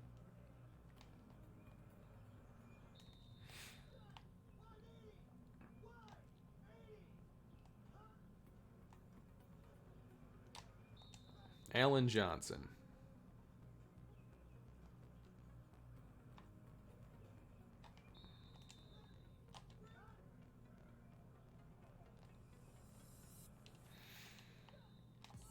Yeah, Moore just is not ready, everybody. Ooh. I'm not sure I'm ready for any of these pressures, though. There we go, Merville. Man. Single A was an MVP, was it really? They had it all licensed? Wow. Yeah, I have been thinking about Super Mega Baseball. I will be doing something with it. I'm kind of planning out what I want to do, kind of setting. I think I have to do kind of a setup where I have some like rules in place for the progression.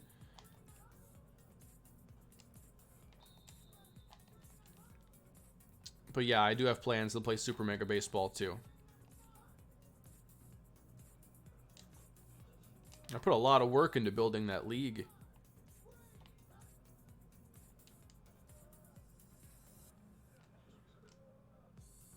Ooh.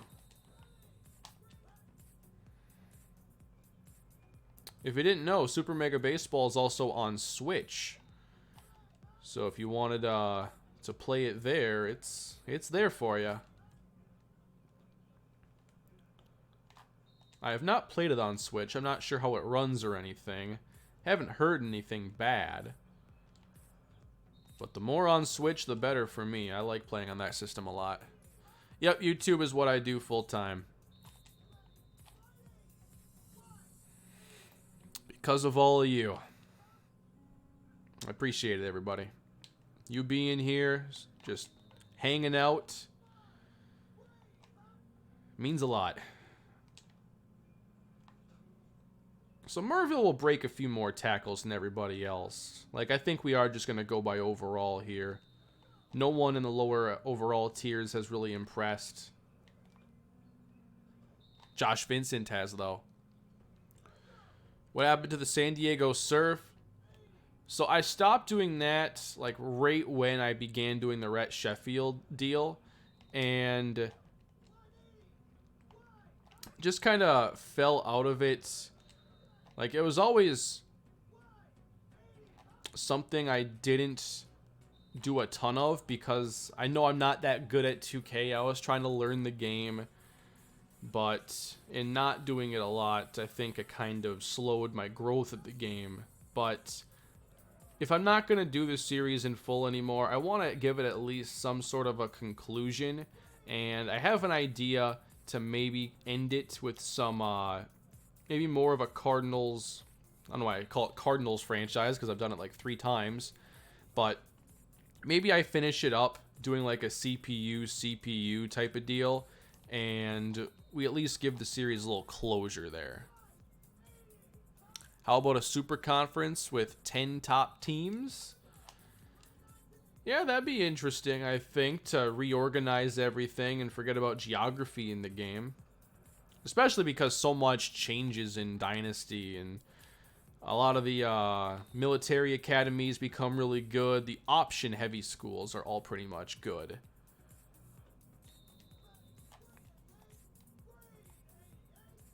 I don't think that we'll do that here. I think the independent schedule gives us all the freedom and flexibility we need. Oh, Lonnie Johnson.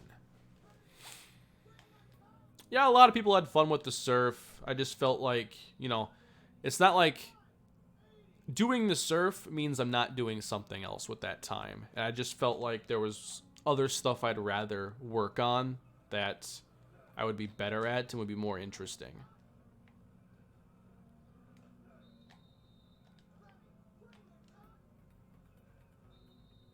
Man, Alan Johnson needs to settle down.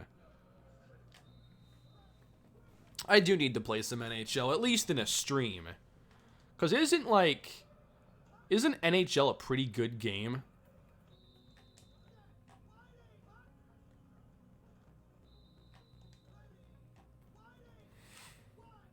What team do I fear the most in the Dynasty? Stanford. I have never beat them. And they're always loaded. And they're a good running team. NHL is getting better. You can do expansion. You have my attention. NHL is the best EA Sports game, in my opinion. Okay.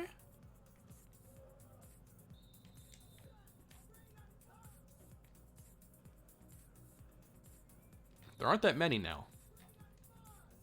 Is NBA Live supposed to come back this year?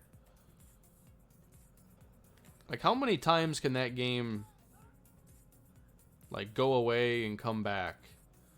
Like, the NBA license, there's a lot for EA to capitalize on, so I get why they're not quitting on it. But I wonder, like, what's their breaking point? At what point do they just say, we lost, we messed up? They canceled Live 20. Yeah, I know that it's not coming for this season, but I'm talking about, you know, in September. Is there going to be a Live 21?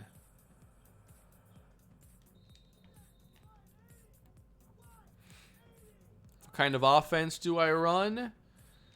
In this game, how would we classify the offense that I run?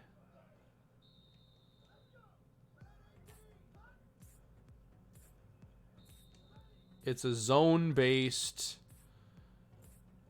running game.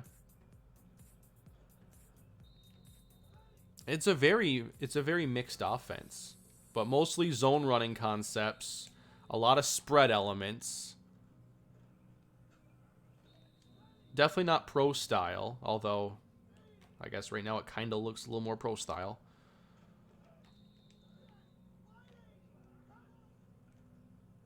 It's kind of a generic spread offense.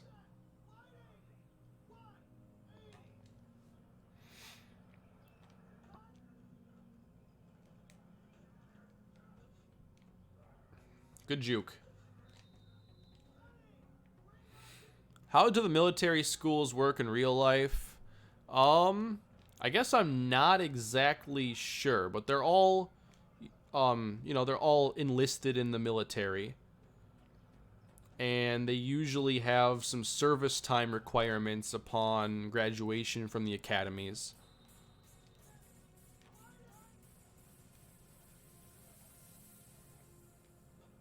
I'm sure there are people in the chat that know a lot more about, you know, where they are at in terms of their standing in the military and everything.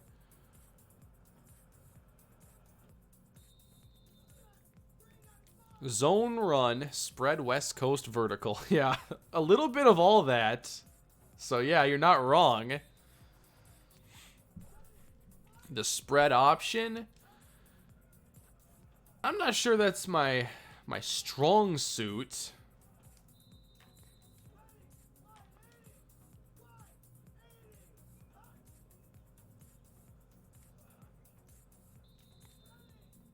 I've always had some I've never ran like a full spread option offense, but I've certainly used a lot of elements when we had like the Andy McKenzie Minnesota era.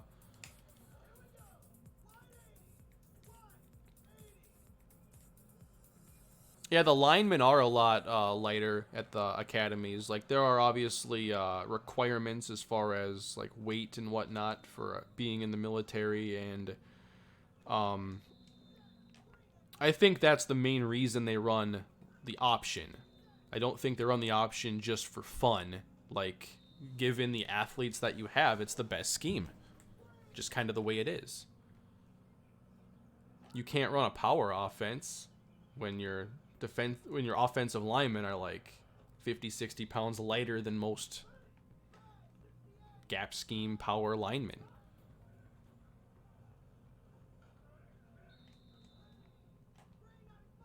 And I don't think you can get away even, you know, trying to be the Minnesota Vikings with the lightest line, because it's easy to get overpowered. Like, the option isn't a bad way to play the game. It's not even an inefficient way to play the game. It certainly limits you in terms of, you know, game script. I think that's where it becomes the biggest problem. If you're down 13 points in the second half, like, okay, now your scheme is kind of a problem, but they do pass the ball. But they got to do it a little bit differently. Favorite NFL players all time? A lot of my favorite players would have to be Randy Moss. Grew up watching him. Antoine Winfield. Also grew up watching him with the Vikings. And he's one of the more unique players I've seen.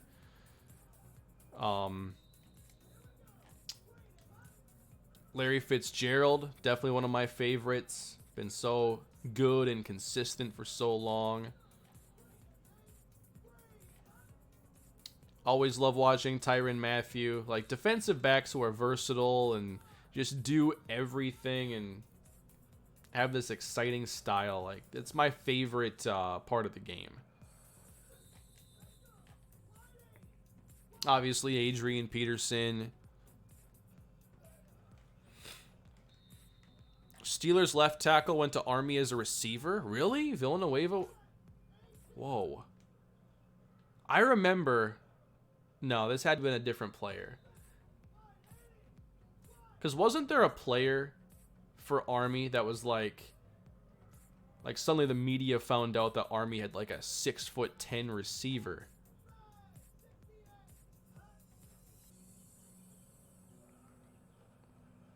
How tall is Villanueva?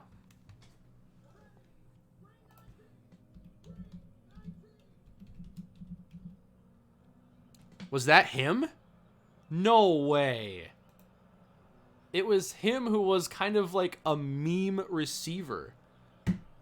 He's 6'9".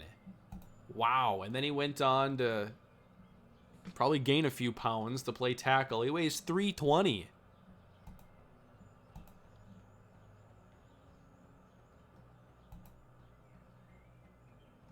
Oh, he was previously with the Eagles. He was signed to play defensive end. Wow.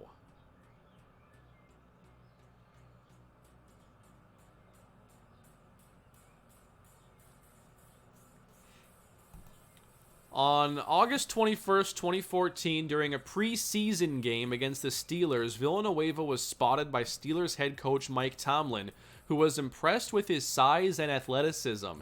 8 days after he was waived by the Eagles, the Steelers signed him to their practice squad, and they immediately changed him to tackle. At that time, He weighed 250 pounds, and in a year, he rose up to 340. I always love hearing about how players put on that weight. I forget who it was that changed positions and basically said that he put on the weight by eating Chipotle burritos. Like, that doesn't sound like a bad plan.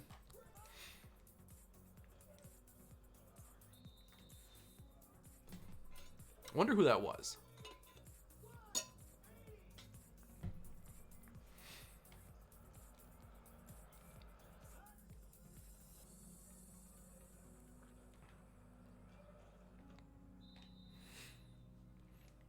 I would be in heaven if the Vikings got Trayvon Diggs and Winfield Jr. Oh man, that would be incredible.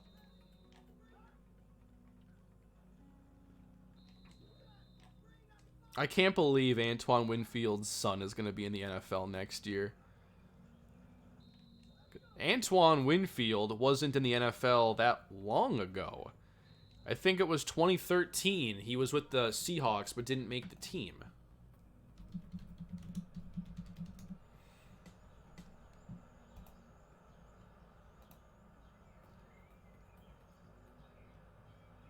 Yeah, that was 2013.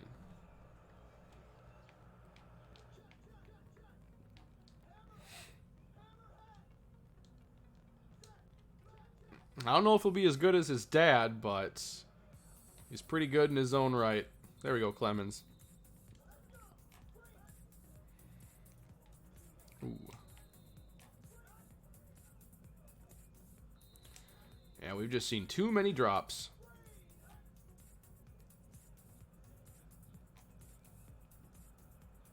Now that's a throw. Wow. You know, I wonder what happens when Washington's on the clock if, like, Joe Burrow's available. But I don't see him passing on Chase Young. I mean, they took Haskins last year. And Haskins showed improvement over the course of his time playing. I wasn't, like, too impressed that night he had to fill in for Case Keenum on Thursday Night Football against the Vikings. But I think that week to week, you could see the growth. And I certainly wouldn't want to give up on him. He's not a player who had, like, a ton of college experience. So, I mean, you had to get him knowing that he would need time. Now, they probably didn't expect to be picking number 2. No one does. But they'll probably have the chance to take any quarterback after Burrow. But I don't think they will.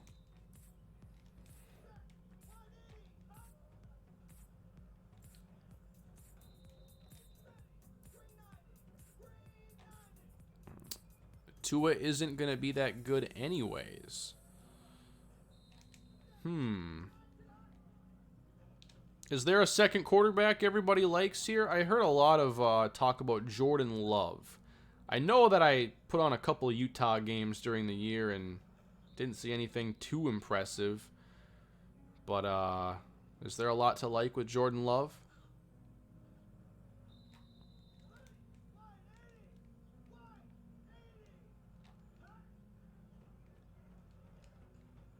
I remember Jake Fromm had all the buzz a couple years ago when he was a freshman. That seems to have gone away. Utah State? Oh, yeah. Yeah, you're right. I knew the jersey was blue in my head, so I wasn't completely wrong.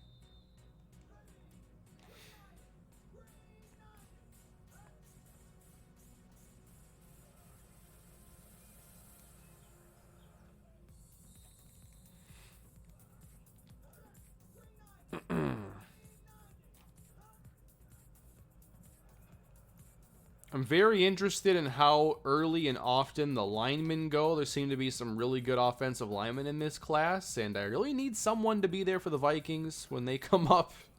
So, I don't know what the best sequence is for the Vikings. I really want them to upgrade the offensive line again. If they could wrap it up in free agency, that'd be fantastic. And then Zimmer could get his wish to take another first-round corner. See ya.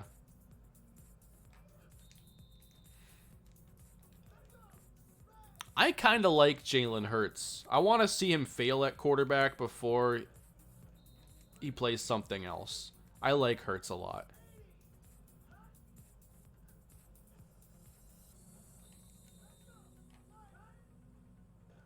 I'm not sure if he can be a good NFL starter, but I would personally need to see him fail at it first. Show me he can't play quarterback in the NFL.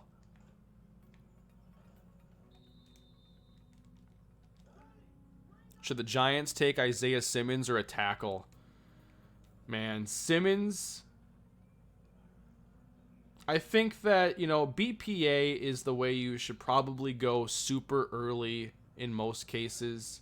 I just don't think that players like Isaiah Simmons come up all that often. And the Giants need like a cornerstone defensive player pretty badly.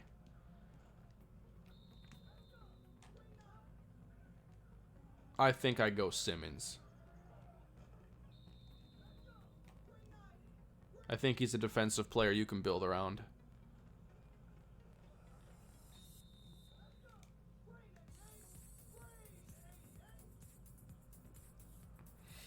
Would I be okay if the Vikings sent a first for Trent Williams? Probably wouldn't be mad. I think they either go after a guard or go after a tackle and move Reef to guard. Which sounds exactly like what happened back in 2012 when they moved Charlie Johnson to guard when they drafted Matt Khalil.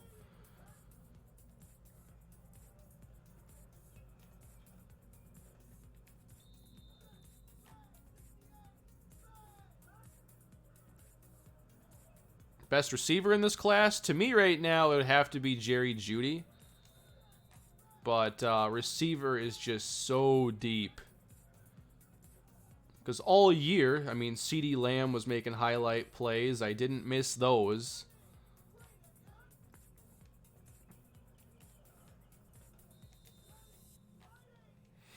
And then you got Ruggs, who is going to be a very dangerous vertical threat. Should the Eagles draft a receiver or go for one in free agency?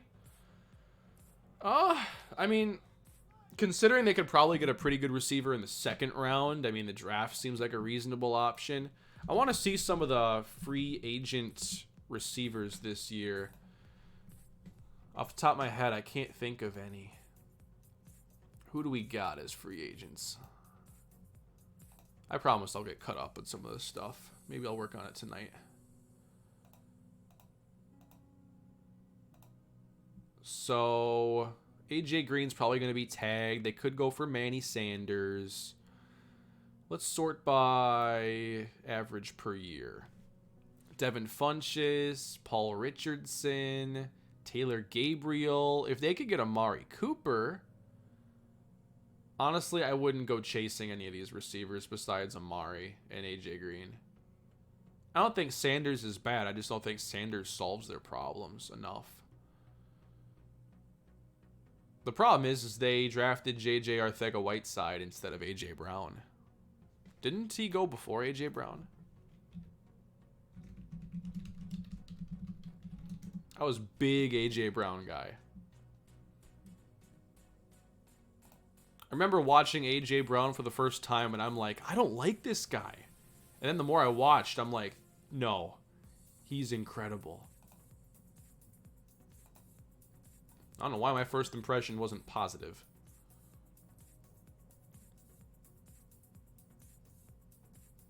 Oh, they got Arcega-Whiteside afterwards. Never mind.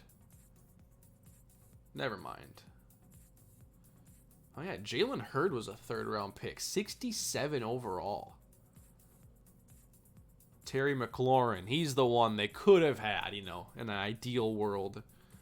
McLaurin, who didn't have that much production at Ohio State, and I think was a questionable pick at the time in the third round. Hakeem Butler, though, fourth round. Ready for a big breakout this year. Gary Jennings, Riley Ridley.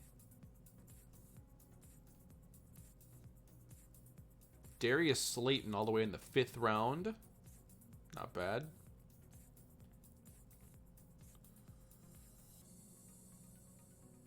Marcus Green. Okay, he's on the Broncos right now playing running back.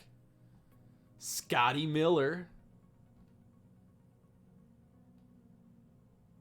BC Johnson, last receiver selected. The Eagles could have taken DK. That's who it is. That's who it was. Man, Metcalf fell so far all because he's not like a top tier 3-cone drill guy. I mean, come on. He went so much later than I expected. He was the last pick of the second round. After Andy Isabella. Like a small school deep threat. Went over DK Metcalf. Paris Campbell. McCole Hardman.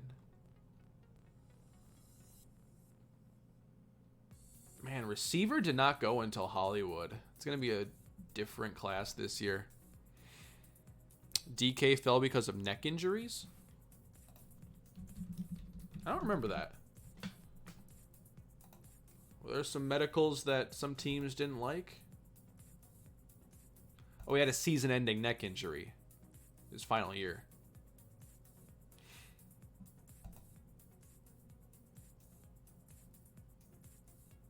Maybe there were some conflicting medicals at the combine or something.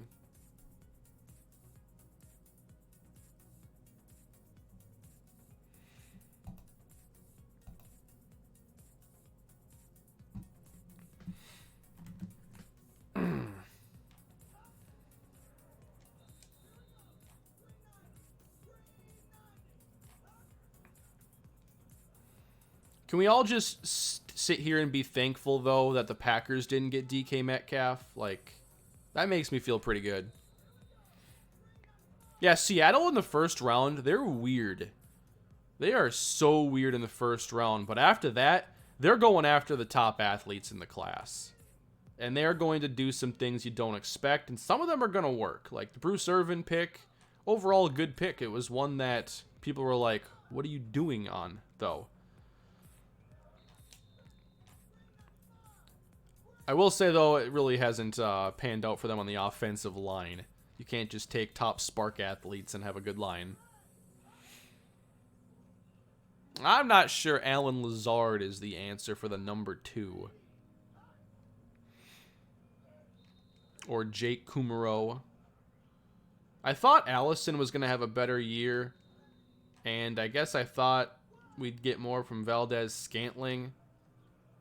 He and Allison had weird years for me.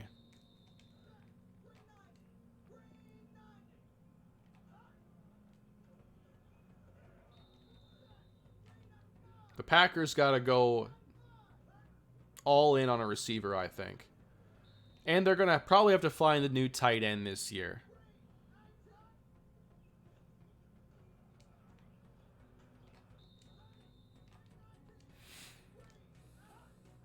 You like Equanimous St. Brown? I don't think he's played a ton, though.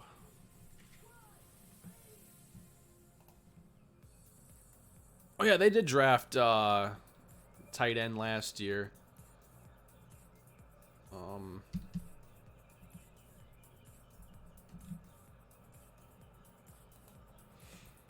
Equanimous St. Brown. Yeah, he played in 2018, but he was on IR in August last season.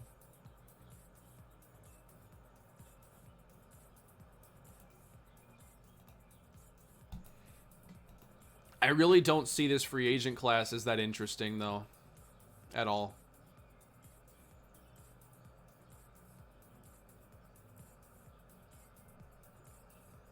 Nelson Aguilar will get a decent deal somewhere. Robbie Anderson is probably the one player that if the Packers signed, I wouldn't be happy for like 10 minutes. And Amari. Like, no Amari Cooper. No. No. And no Robbie Anderson.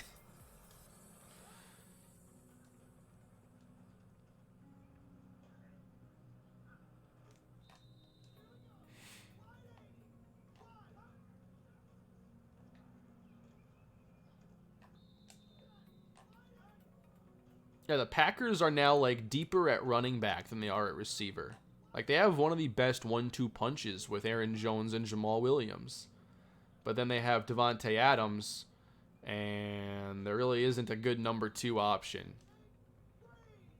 I thought Allison would kind of become the number 2 option, but I don't think that he's replaced Randall Cobb quite like they hoped.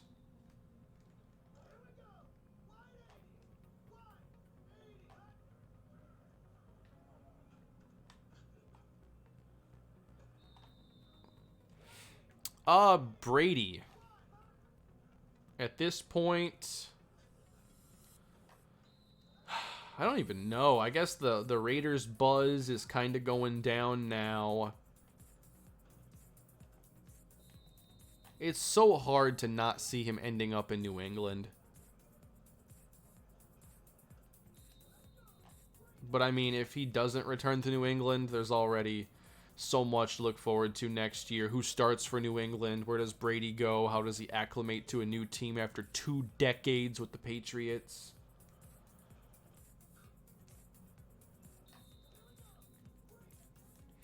I think he'll stay. I don't think Marcus Colston was Mr. Irrelevant, was he? Was he 7th round pick, though? Oh, to Hofstra, back when they had a football team.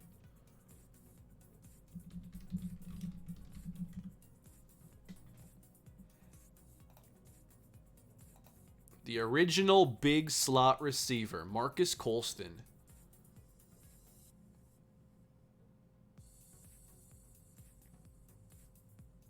.711 career catches, 9,759 yards, 72 touchdowns. Solid. Initially, when he declared in 2006, many prospect profiles had him set to become a tight end. I mean, he played big slot, so he's basically playing tight end. He had 6,000-yard receivers and 2 more 900-yard seasons. Pretty remarkable. He has the most catches, receiving yards, yards from scrimmage, total touchdowns, seasons with 1,000 yards with the New Orleans Saints.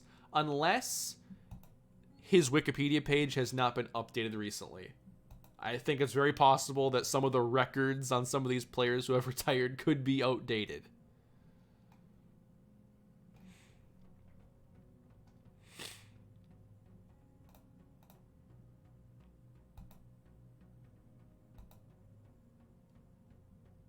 All right, everybody, that's going to do it for me tonight. It was a fun stream hanging out with everybody, talking football, and getting to see this team get ready for year 13.